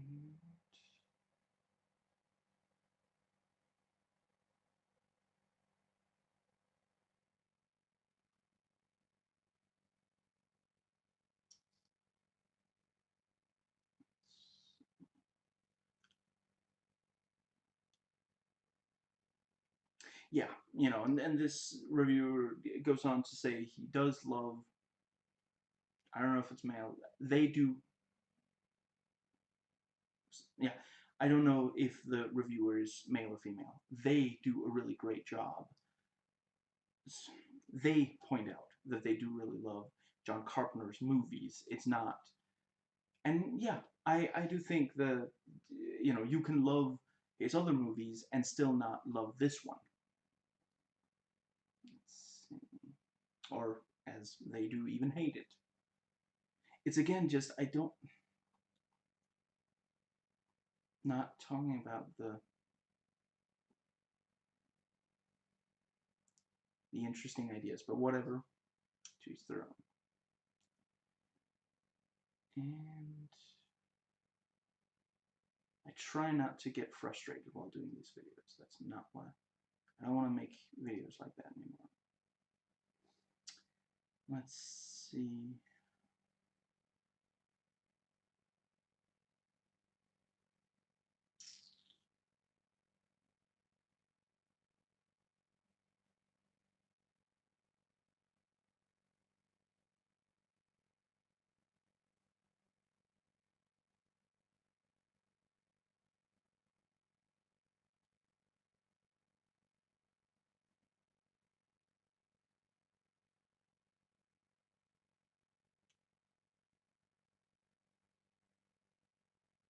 And this reviewer says, like a lot of great albums, I had to give them a couple of listens before I realized how great they were. The same applies for this movie. It's a cult classic in my book. Yeah.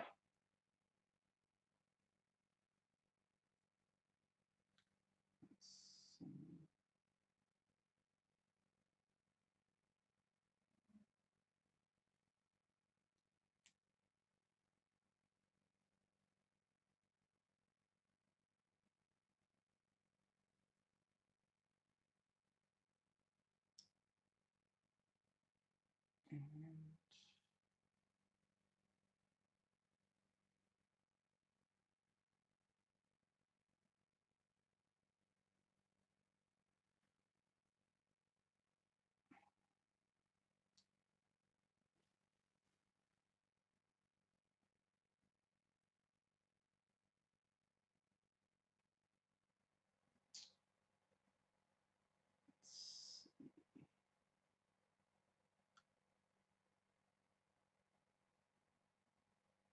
Why did I leave in a review written in German without Google translating it? Well, anyway.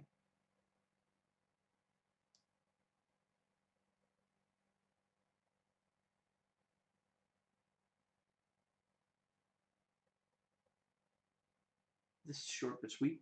Doesn't get the love it deserves. It has everything I like and nothing I dislike. And let's see.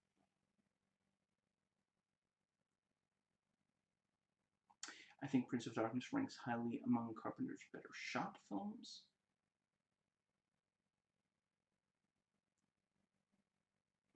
Let's see.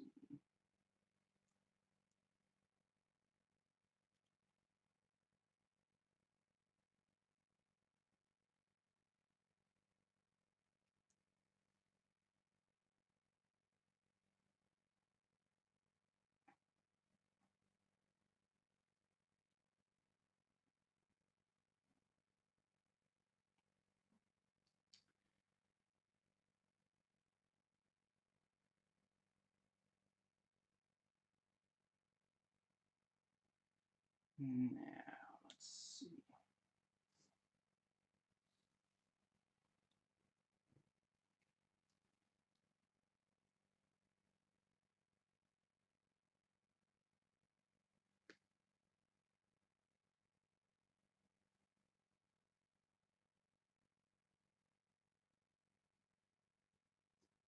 I watched because they waved Alice Cooper in front of me. I have no regrets. Let's see.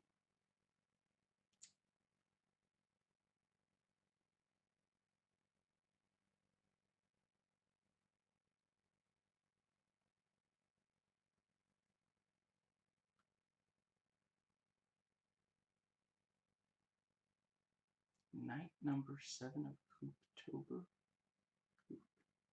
I don't know what that means.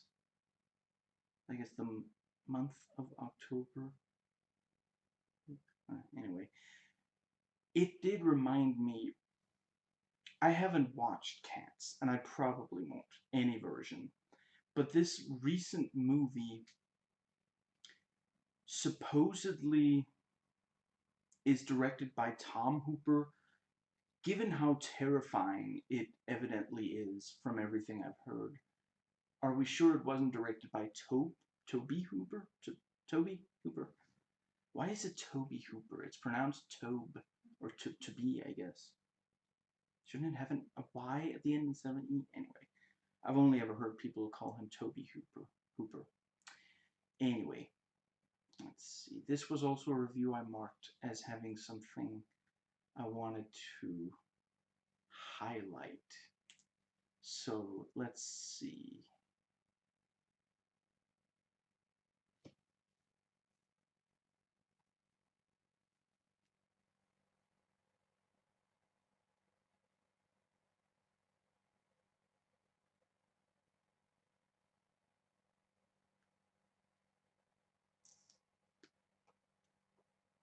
Let's see. I love John Carpenter. Yes, he's had some missteps here and there, but he still remains my favorite horror film director. I would go out and say that Prince of Darkness is his most atmospheric film and one of his most underrated. Let's see.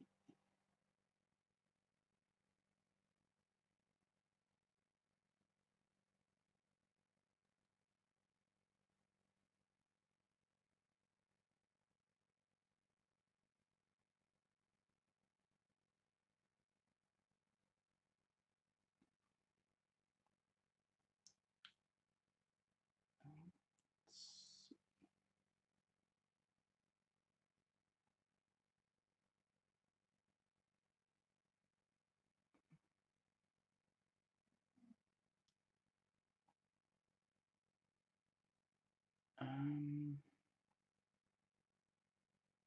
okay, let's see. Yeah, I think that might have been all that I especially wanted from this.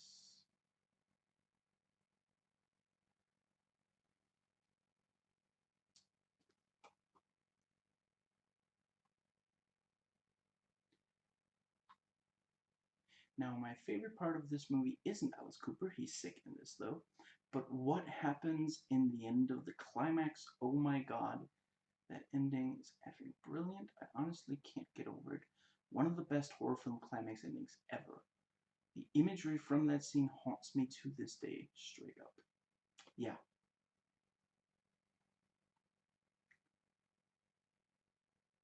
Um,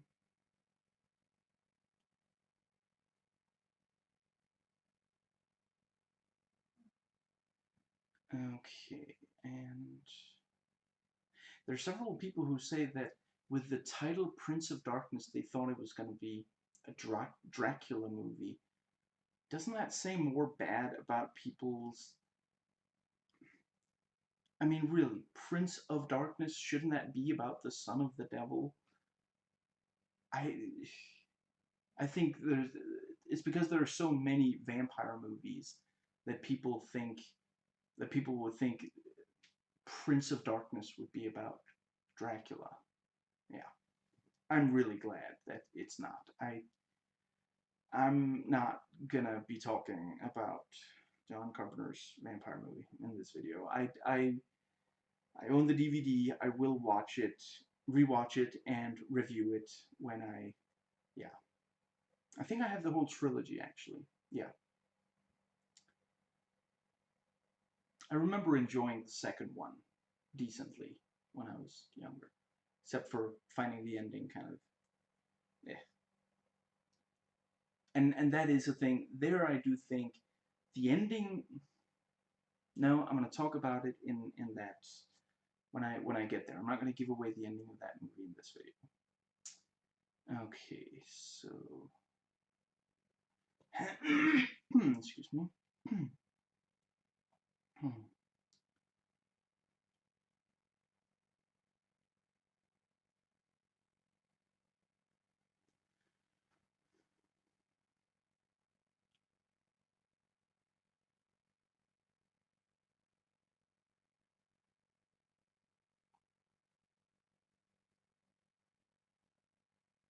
Okay, yeah. Let's see.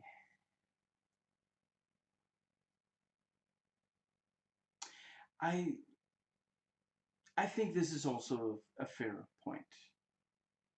Stewart says that a few inventive bug deaths aside, all the murders are mundane, and while I don't normally watch films for the gruesome deaths, that's not the same as saying I don't want to be kept interested. And again, I don't personally find it ever gets boring, but for sure the deaths are mundane. That's yeah.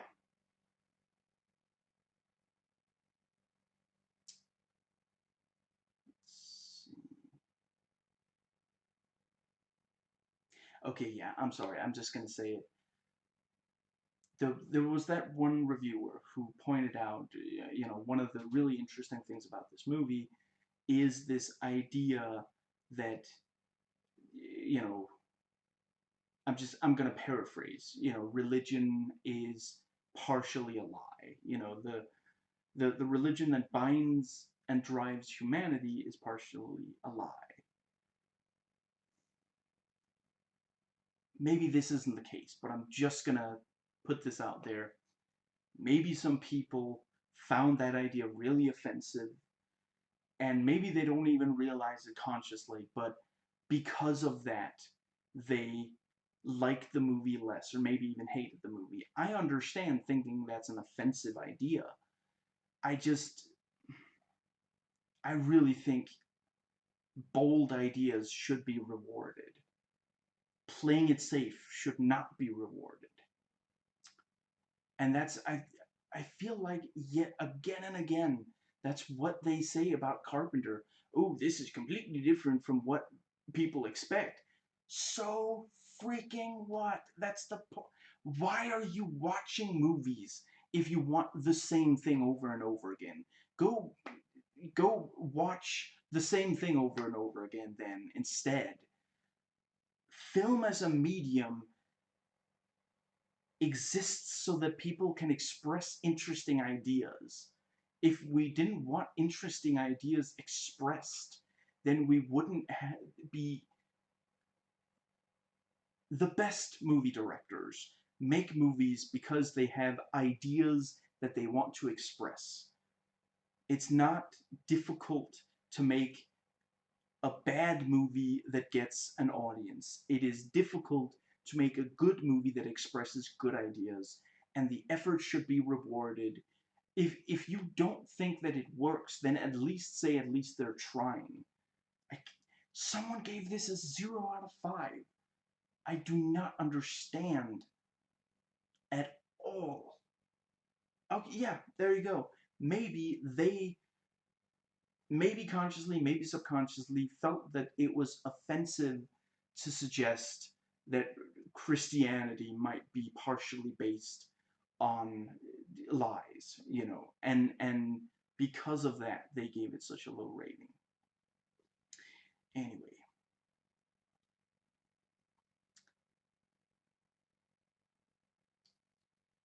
this is actually the most John Carpenter-y movie out of all his movies because it seemed to have influences from every movie he had made prior. Let's see.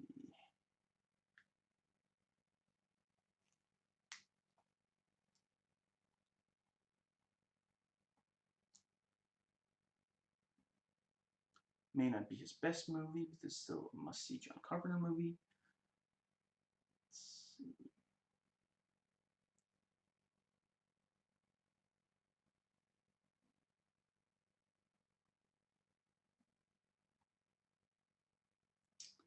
Okay, and this review says, you know, lack of focus.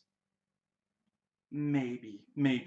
I could kind of see what Vincent means by that. He also calls it the most overrated John Carpenter movie. It's one of the most hated of his movies. How could it possibly also be one of his most overrated? I guess he thinks that 60% is a huge overrating of the... Anyway.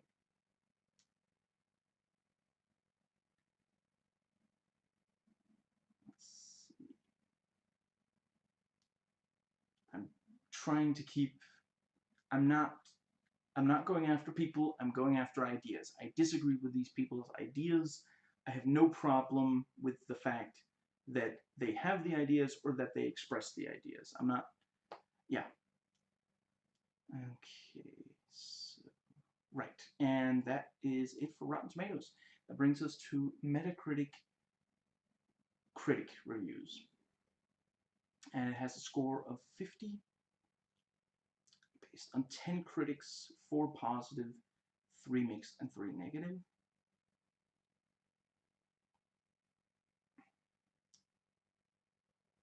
Let's see.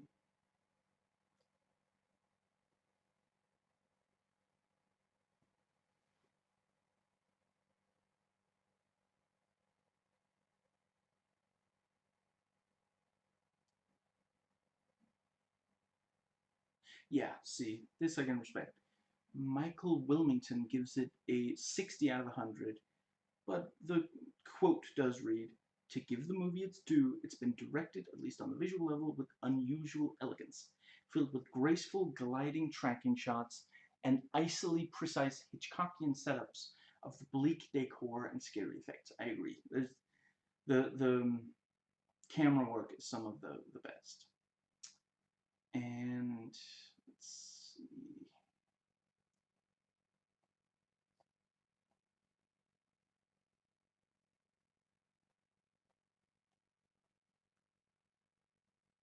Yeah, here it is. John Carpenter's are the most verbose horror films.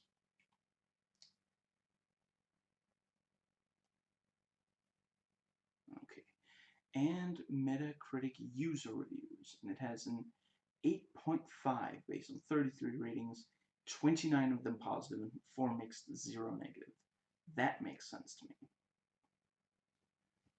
And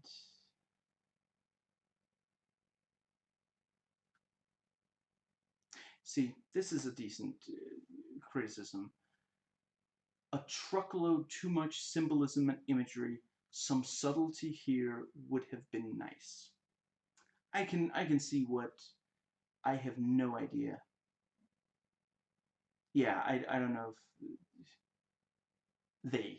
I'm gonna go with the gender neutral pronoun they. They make a good point here. It doesn't bother me, but I can totally see what. Yeah, it's not subtle in that regard. And they did give it an 8 out of 10. And there's another 8 out of 10 review. Let's see.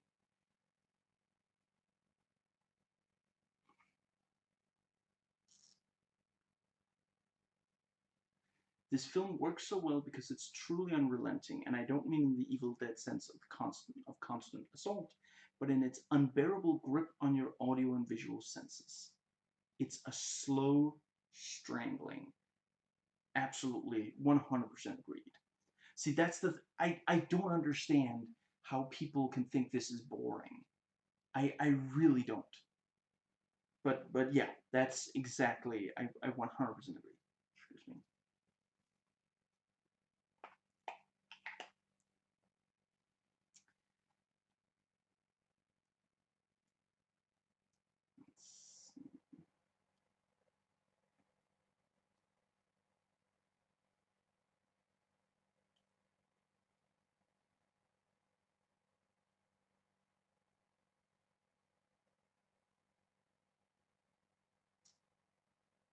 The soft surrealism of water dripping upward, yet slowly outward towards hell.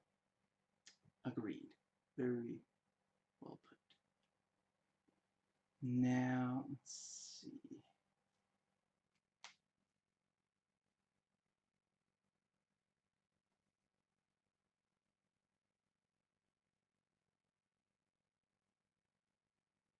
Huh.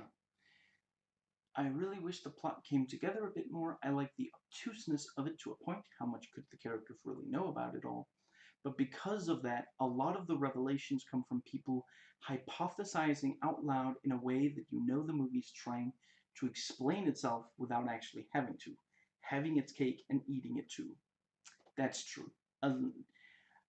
It's not a thing that bothers me a lot, and given that this person gave it an 8 out of 10, doesn't seem like it bothered them that much either, but that is true. Yeah, it is ultimately. And as a, yeah, as a counterexample, I would say that the movie The Thing, the explanations tend to come from characters understanding the circumstances, and it doesn't get, and it's still really scary. You know, that in that it's not really hypothesis.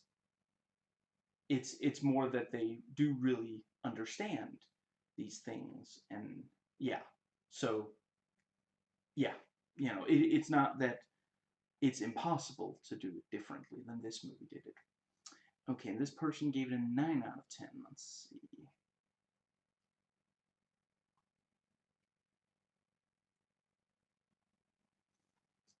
And let's see.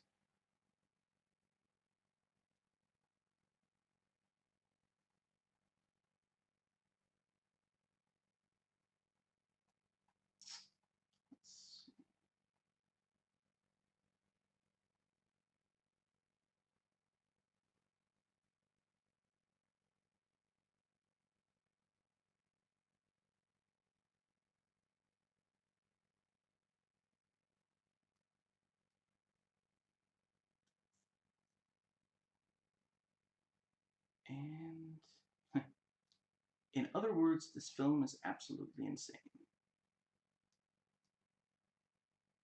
Yet it is this insanity that makes Prince of Darkness so appealing.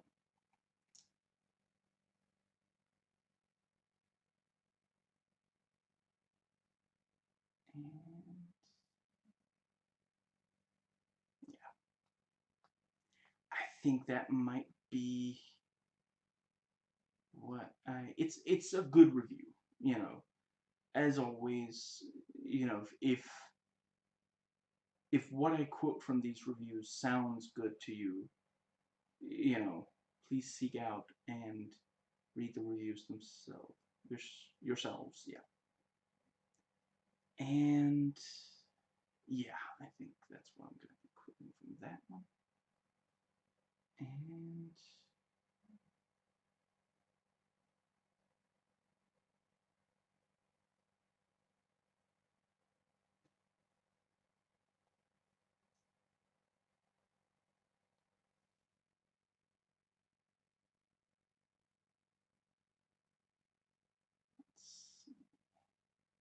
right, that gets us to IMDb.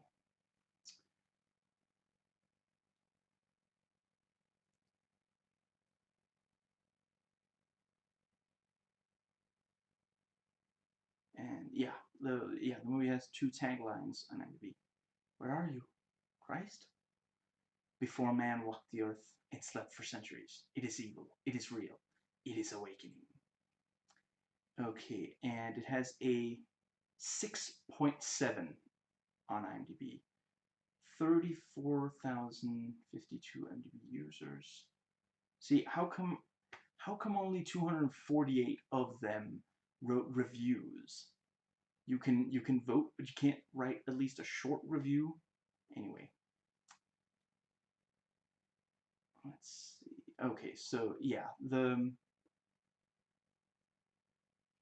has the most votes of 7, and then let's see, the next most is 8, and the next most, wait, no, the next most is 6, then the next most is 8, and the rest are negligible.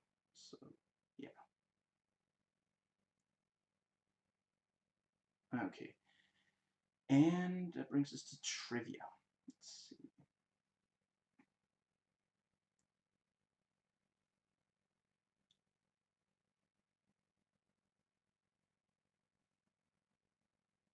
The recurring dream was shot on video and filmed off of a television screen. I think they did an incredible job with this. It really, nothing in any other movie I've ever seen has had quite the quite the same, excuse me, I don't know, I guess nothing else quite looks like it. And yeah, like it does feel like this really weird, yeah. And let's see.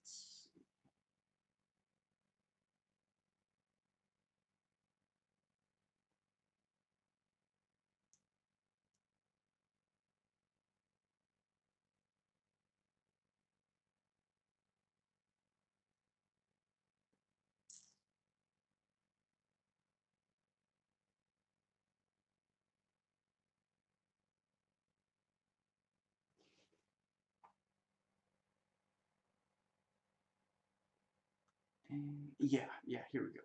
Alice Cooper states he was directed to act emotionless and brain dead by John Carpenter. The street people were soulless. And let's see.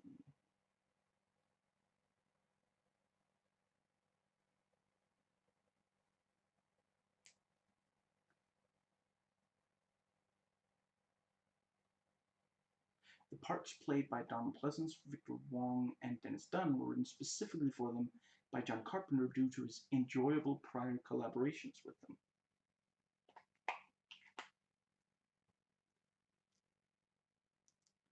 Let's see. John Carpenter states he set out to make a film that was atmospheric and dreadful. I think the term he was maybe looking for is full of dread. Dreadful means really bad. John Carpenter never set out to make a dreadful movie. He accidentally made some dreadful movies in the 90s and onwards, but yeah.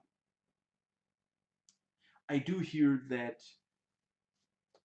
In the Mouth of Madness is amazing. Certainly D.S. Deacon makes it sound amazing. I definitely have got to watch it. I just haven't been able to find an inexpensive DVD copy. And the thing is, if I start buying expensive DVD copies of movies I want, I'm never gonna stop. So, let's see.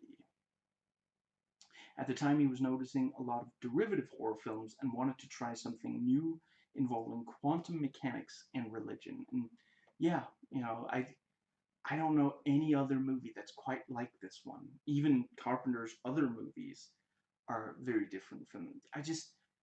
This should be rewarded. It should be rewarded when you go against the grain.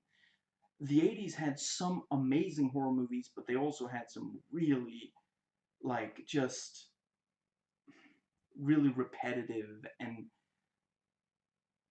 unimaginative horror movies. And yeah, let's see. Peter Jason came up with the idea for the mouth trumpet routine. Let's see.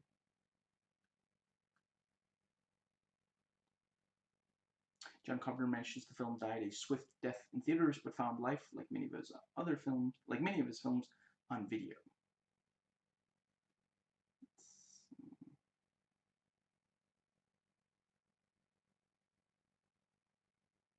The genesis of the project came from Deborah Hill describing a dream she had of a vague, dark figure exiting a church which filled her with dread.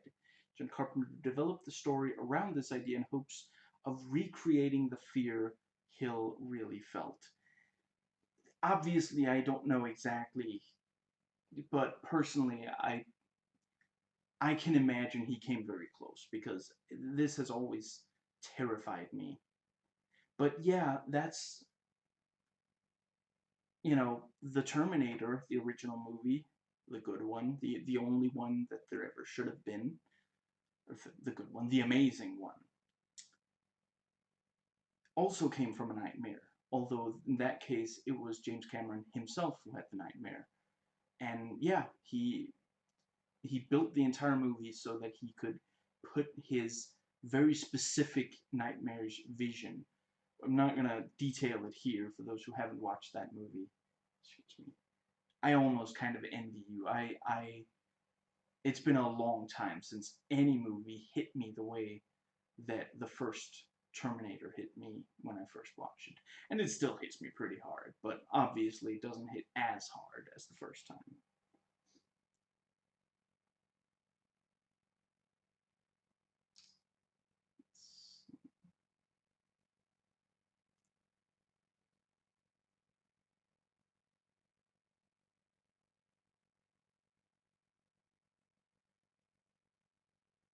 And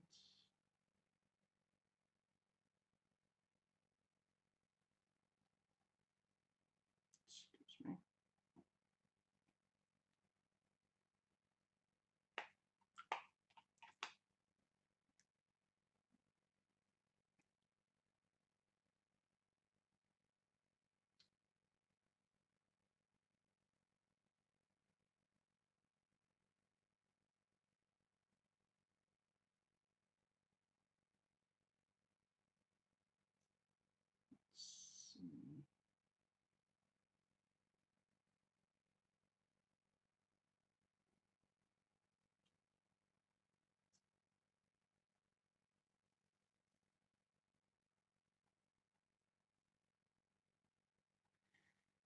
Okay, let me try to find something. Let's see. I realize that dead air is not particularly exciting.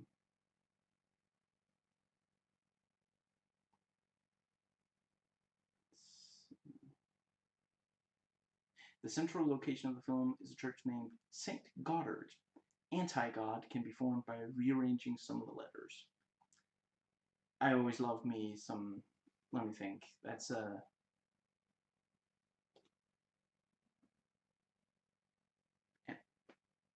Anagram?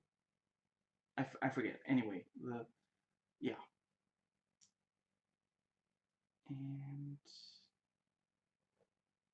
Jason had suggested having the 7 people who return as zombies represent the seven deadly sins, but Carpenter nixed it as it would have required too many rewrites. I can definitely see that. I mean, that should have, if they were going to do that, they should have had that idea from very early on. But that is kind of cool. Yeah. Yeah, just briefly, Alice Cooper believes the film is ripe for a sequel and wants to see wants to see all of the Anti-God, not only the Hand. I really don't think that this should be given any sequel, much less remade or anything like that. Spiritual successors, I think, is a good idea, but I really don't think that this would be. No, I think that this should definitely stand alone, in my opinion. There are almost no John Carpenter movies that I want to see direct sequels to, only spiritual successors. Okay, so let's see.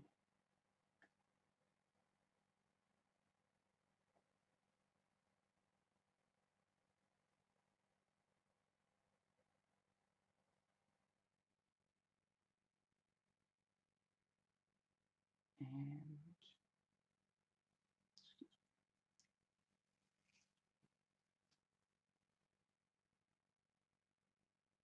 man, Peter Jason really is in a lot of Carpenter's movies.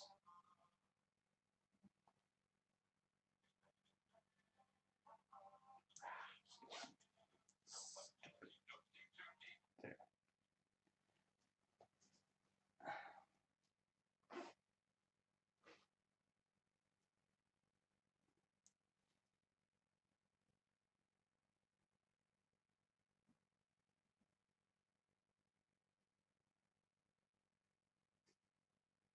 Jason recalls being given the script by Carpenter and asked what he'd like to do with the character. He was thrown by the director's question. Well, you're an actor, aren't you? Let's see. So what did you come back and do for me? Jason went and got some tips from his friend David Warner, who, if I think I know who that is, also an excellent actor, including the idea of returning from the dead and being in great pain.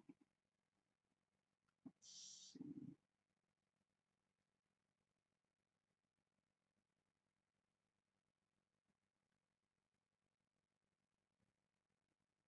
And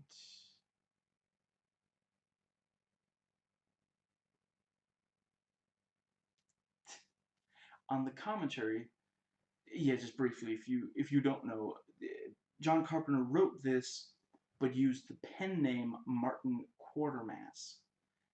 On the commentary, when Martin Quatermass's name appears on screen as the film's writer, Carpenter points out that he's a personal friend of mine, a fine, fine man. Peter Jason asks what he's working on now, and Carpenter replies, I think he retired. I heard he's an alcoholic. He's writing, but nobody wants to read what he writes. That's pretty funny. And let's see.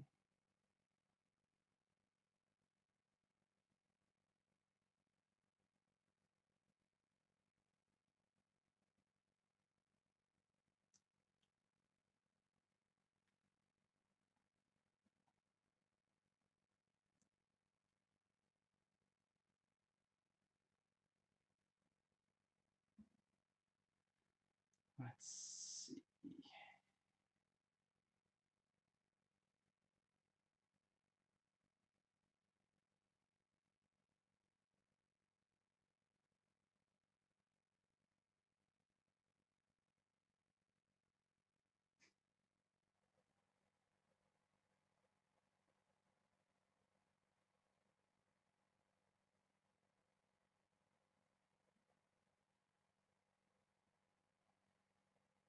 And I think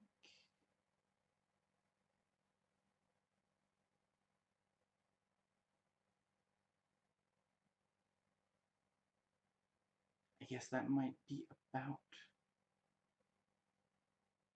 The card trick was Parker's idea. See, I use actors' ideas when they bring the good ones, says Carpenter. Come up with something good, I'll use it.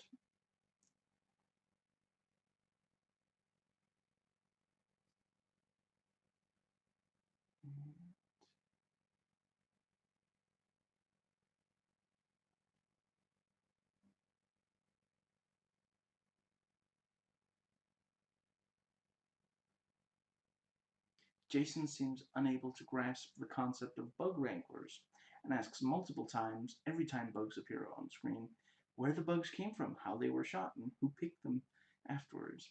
He's doing it in part to mess with Carpenter, and it works. Let's see.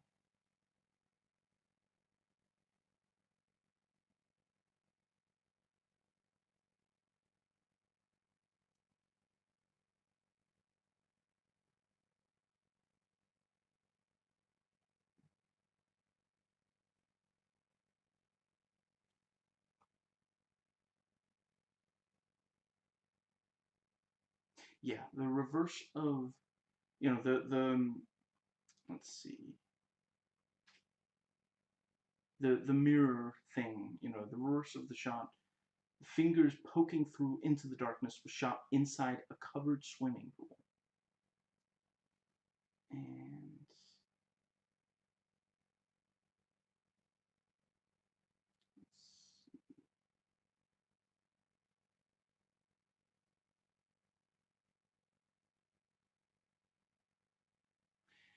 it's one of my most controlled films visually, says Carpenter. Every shot I can see, every shot is basically set to a purpose, where in some films I would let things go. I would let it be more loose. I'll let actors improvise. Every shot in here is specifically designed to communicate something. He credits the budget with forcing him to be more precise. I think that's the thing. Sometimes incredible things in movie, incredible decisions in filmmaking come from limitations like that. Let's see.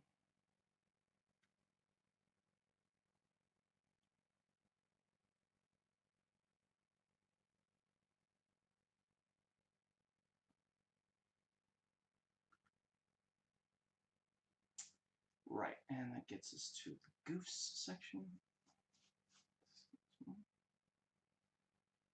I'm not sure there's anything in this section that I'm going to.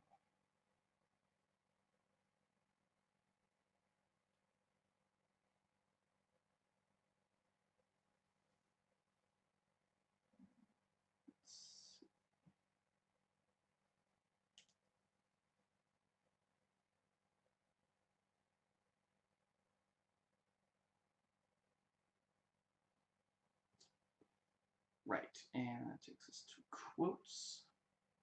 Also not sure I'm gonna. Okay, there's 28. I'm not sure I'm gonna do any of them.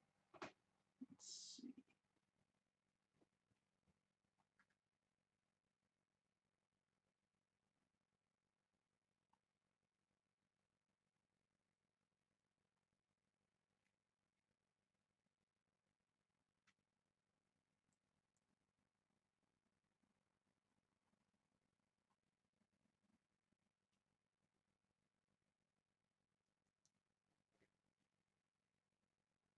Excuse me.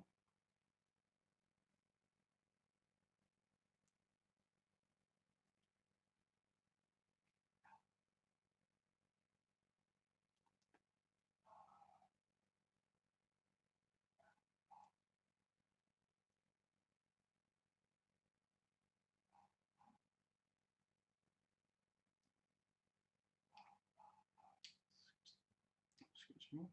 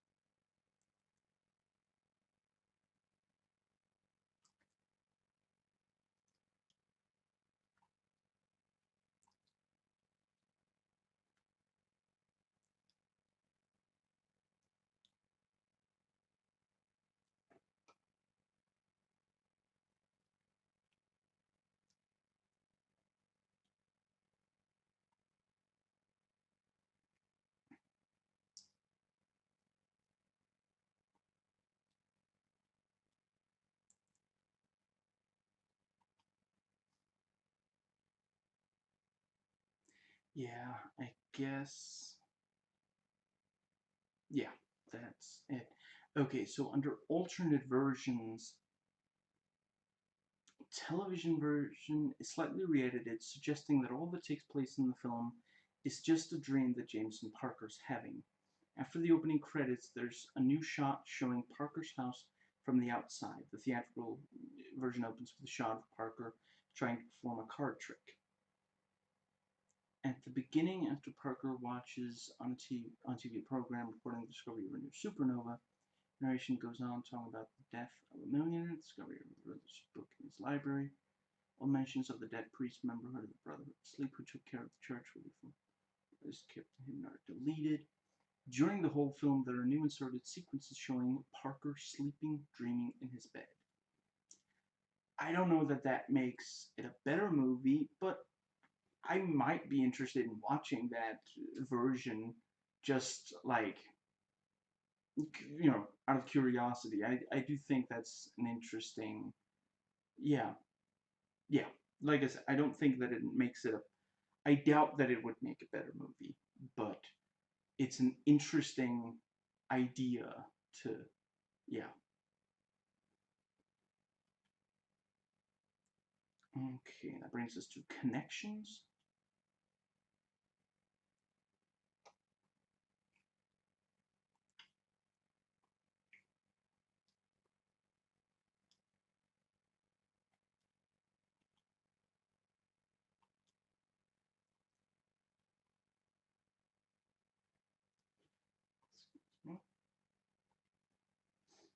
Soundtracks.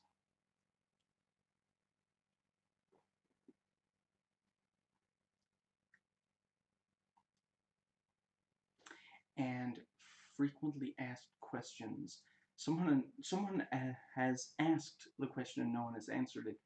Who's the main character shown? Who's the character shown in the main poster in IMDb? I would like to know that myself. I mean, yeah. I mean, it's basically one of those things where the poster doesn't really like, I don't know how else you would make a poster for this than that. And yeah, that poster doesn't really depict anything that's in the movie. Let's see. Okay, and that brings us to Wikipedia. Excuse me.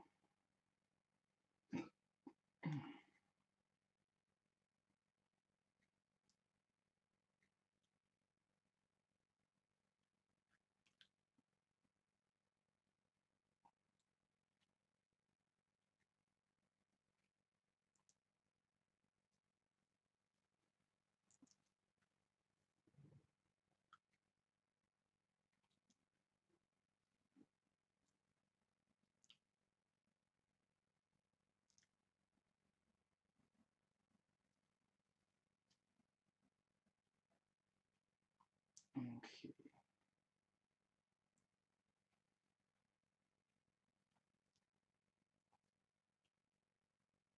Yeah, the Wikipedia plot summary says that Danforth is the one in bed.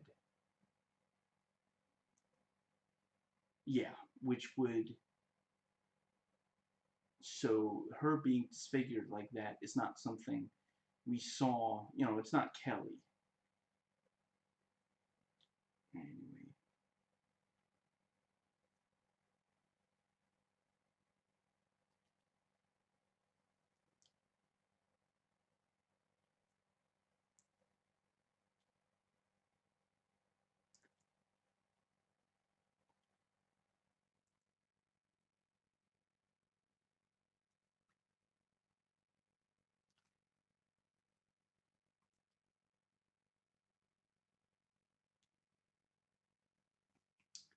let's see.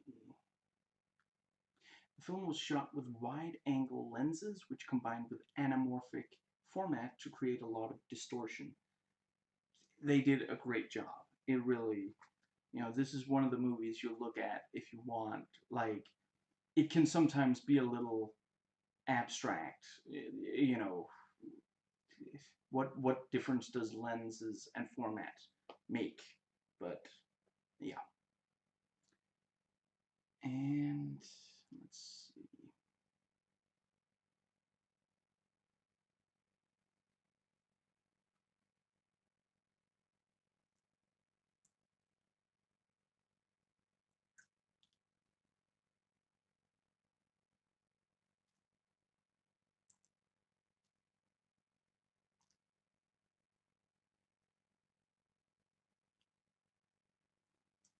Okay. Right, so critical reception. Wikipedia.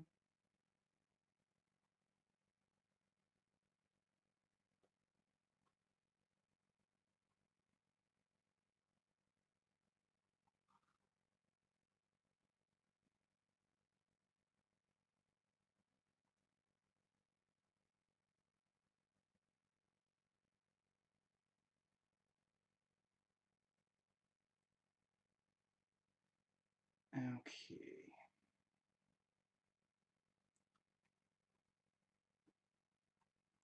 Like most of Carpenter's films, Prince of Darkness went on to have a cult following. Citation needed. I mean that to be fair, if you can't cite evidence of that, you really shouldn't make that claim. Now,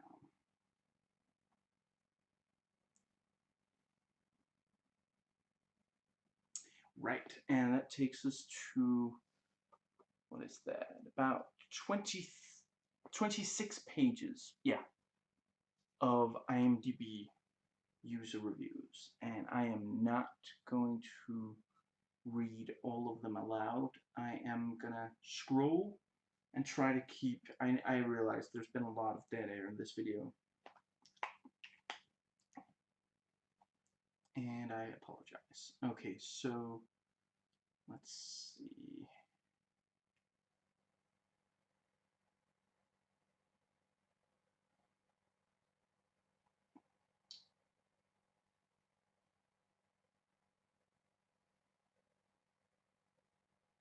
The secret can no longer be kept, however, as the apocalypse is brewing, and the vat of liquid Satan is the oversized coffee pot. I like that. Excuse me. I find it to be Carpenter's most intelligent and thought-provoking. Thank you. And this is, yeah, this is the, so this is the most,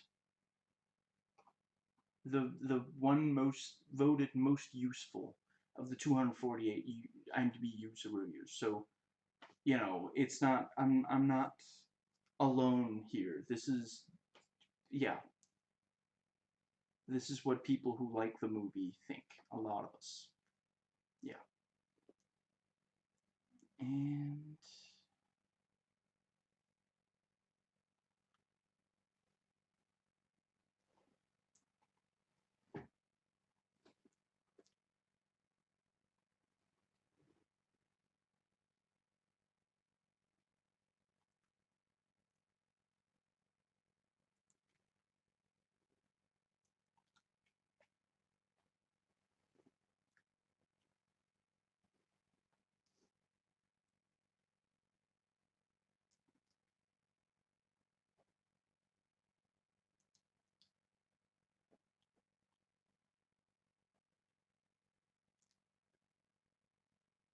there's a lot of love in these reviews for Lisa, I'm just gonna try it, Blount, who, yeah, she's good in it. I'm not sure I know a lot else she's not offhand know what else she's been in.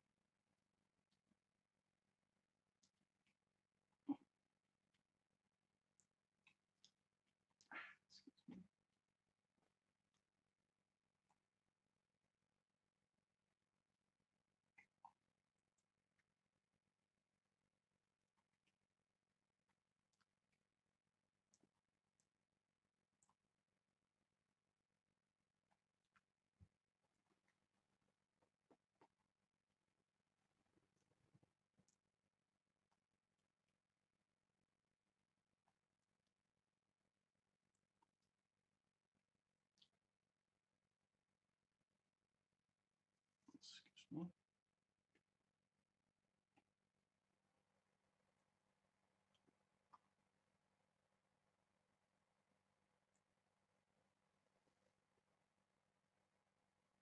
Right, so this person gave it a 7 out of 10.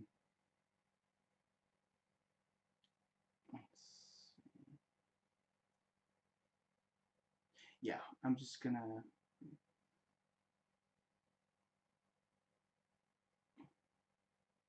The basic premise of there is yeah, I remember this as one of my scariest pieces of movie experience, although this may have much to do with my Catholic background. The basic premise that there is a certain Satan locked in a crate in the basement was not the thing that got to me.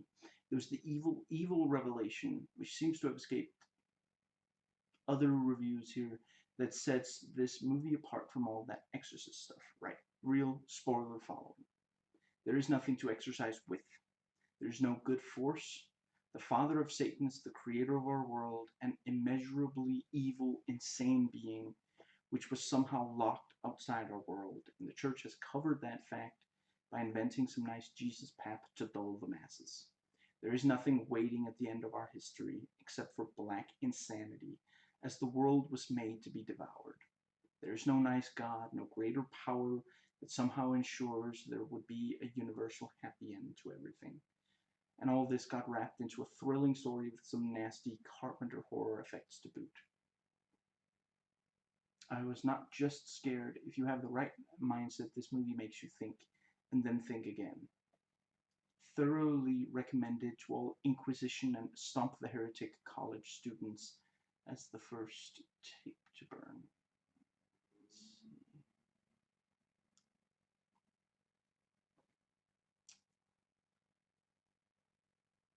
Yeah, I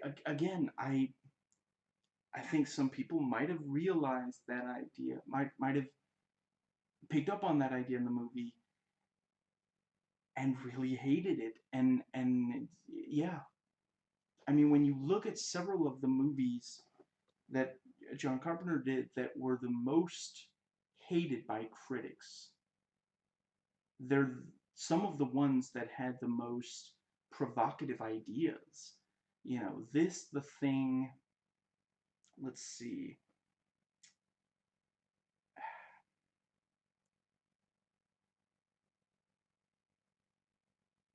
I mean, I don't know if the movie Big Trouble in Little China, if it was the idea or if it was the... Yeah, you know what? I'm just gonna let Renegade Cut handle that one. You know, I think he nailed what a lot of people found problematic about that movie in his video. And it's easy to find because you just gotta type Renegade Cut and Big Trouble in Little China, and it's there. Okay, so let's see. Yeah, and I've seen some make the comparison, you know, saying that the style of this movie is similar to Lucio Fulci and crap, it's right on the tip of my tongue. Dario Argento. I I'm not very familiar with Fulci, but Argento for sure. I've seen enough of his movies to...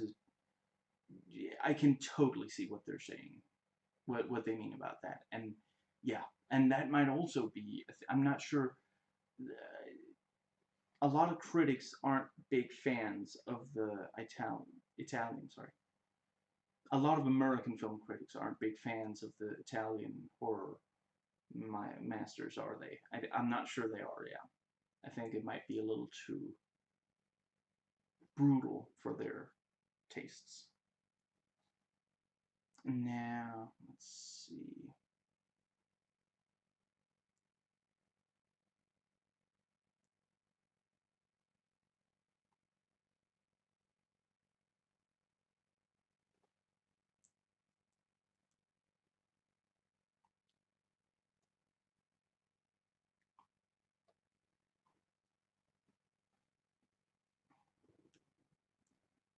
And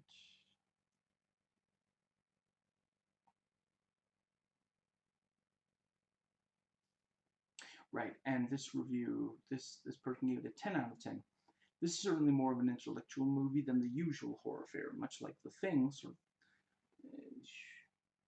yeah.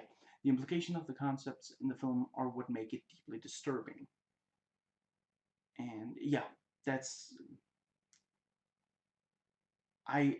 it's gonna be a little while before I get over that a professional critic gave this a 0 out of 5. You're not even gonna give it a 1 for the filming.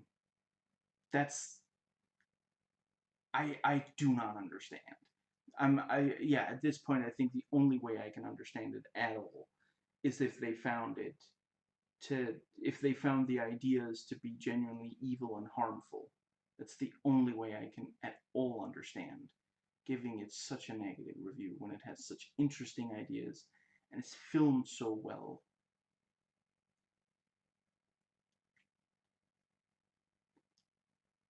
Let's see.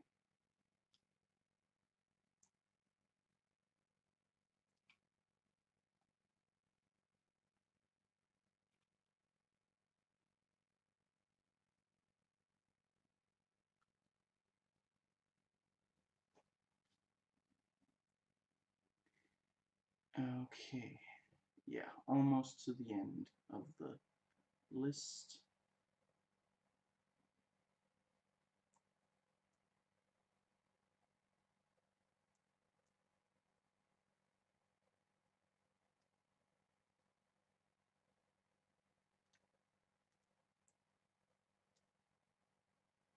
And that was the end of the list.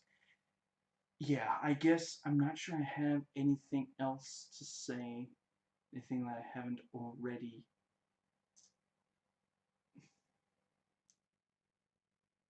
Yeah, if you haven't already, make sure to watch the DS Deacon review, and just, yeah, I really, really love this movie.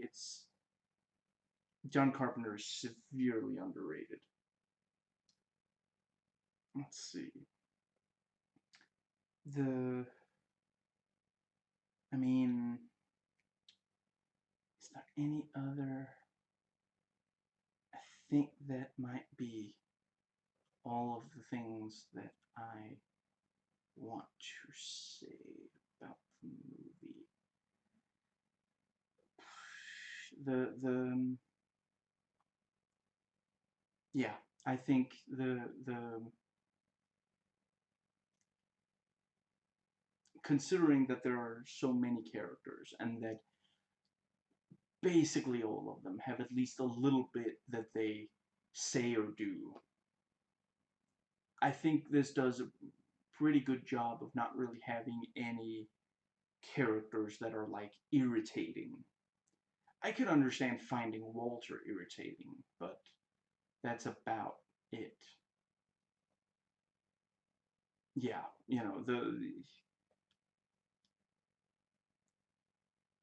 I think I saw someone say, you don't watch John Carpenter movies for characters.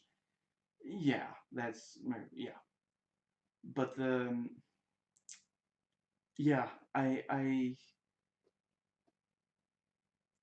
really love this movie, and I hope that I, over the course of this video, have helped people who don't love the movie. I if it didn't change your mind, that's fine. If you, I don't, you're not wrong. It's subjective. But I hope I've been able to help explain why I love it and why many people love it. So, yeah. I hope you enjoyed watching as I enjoyed watching and recording, and I'll catch you next time.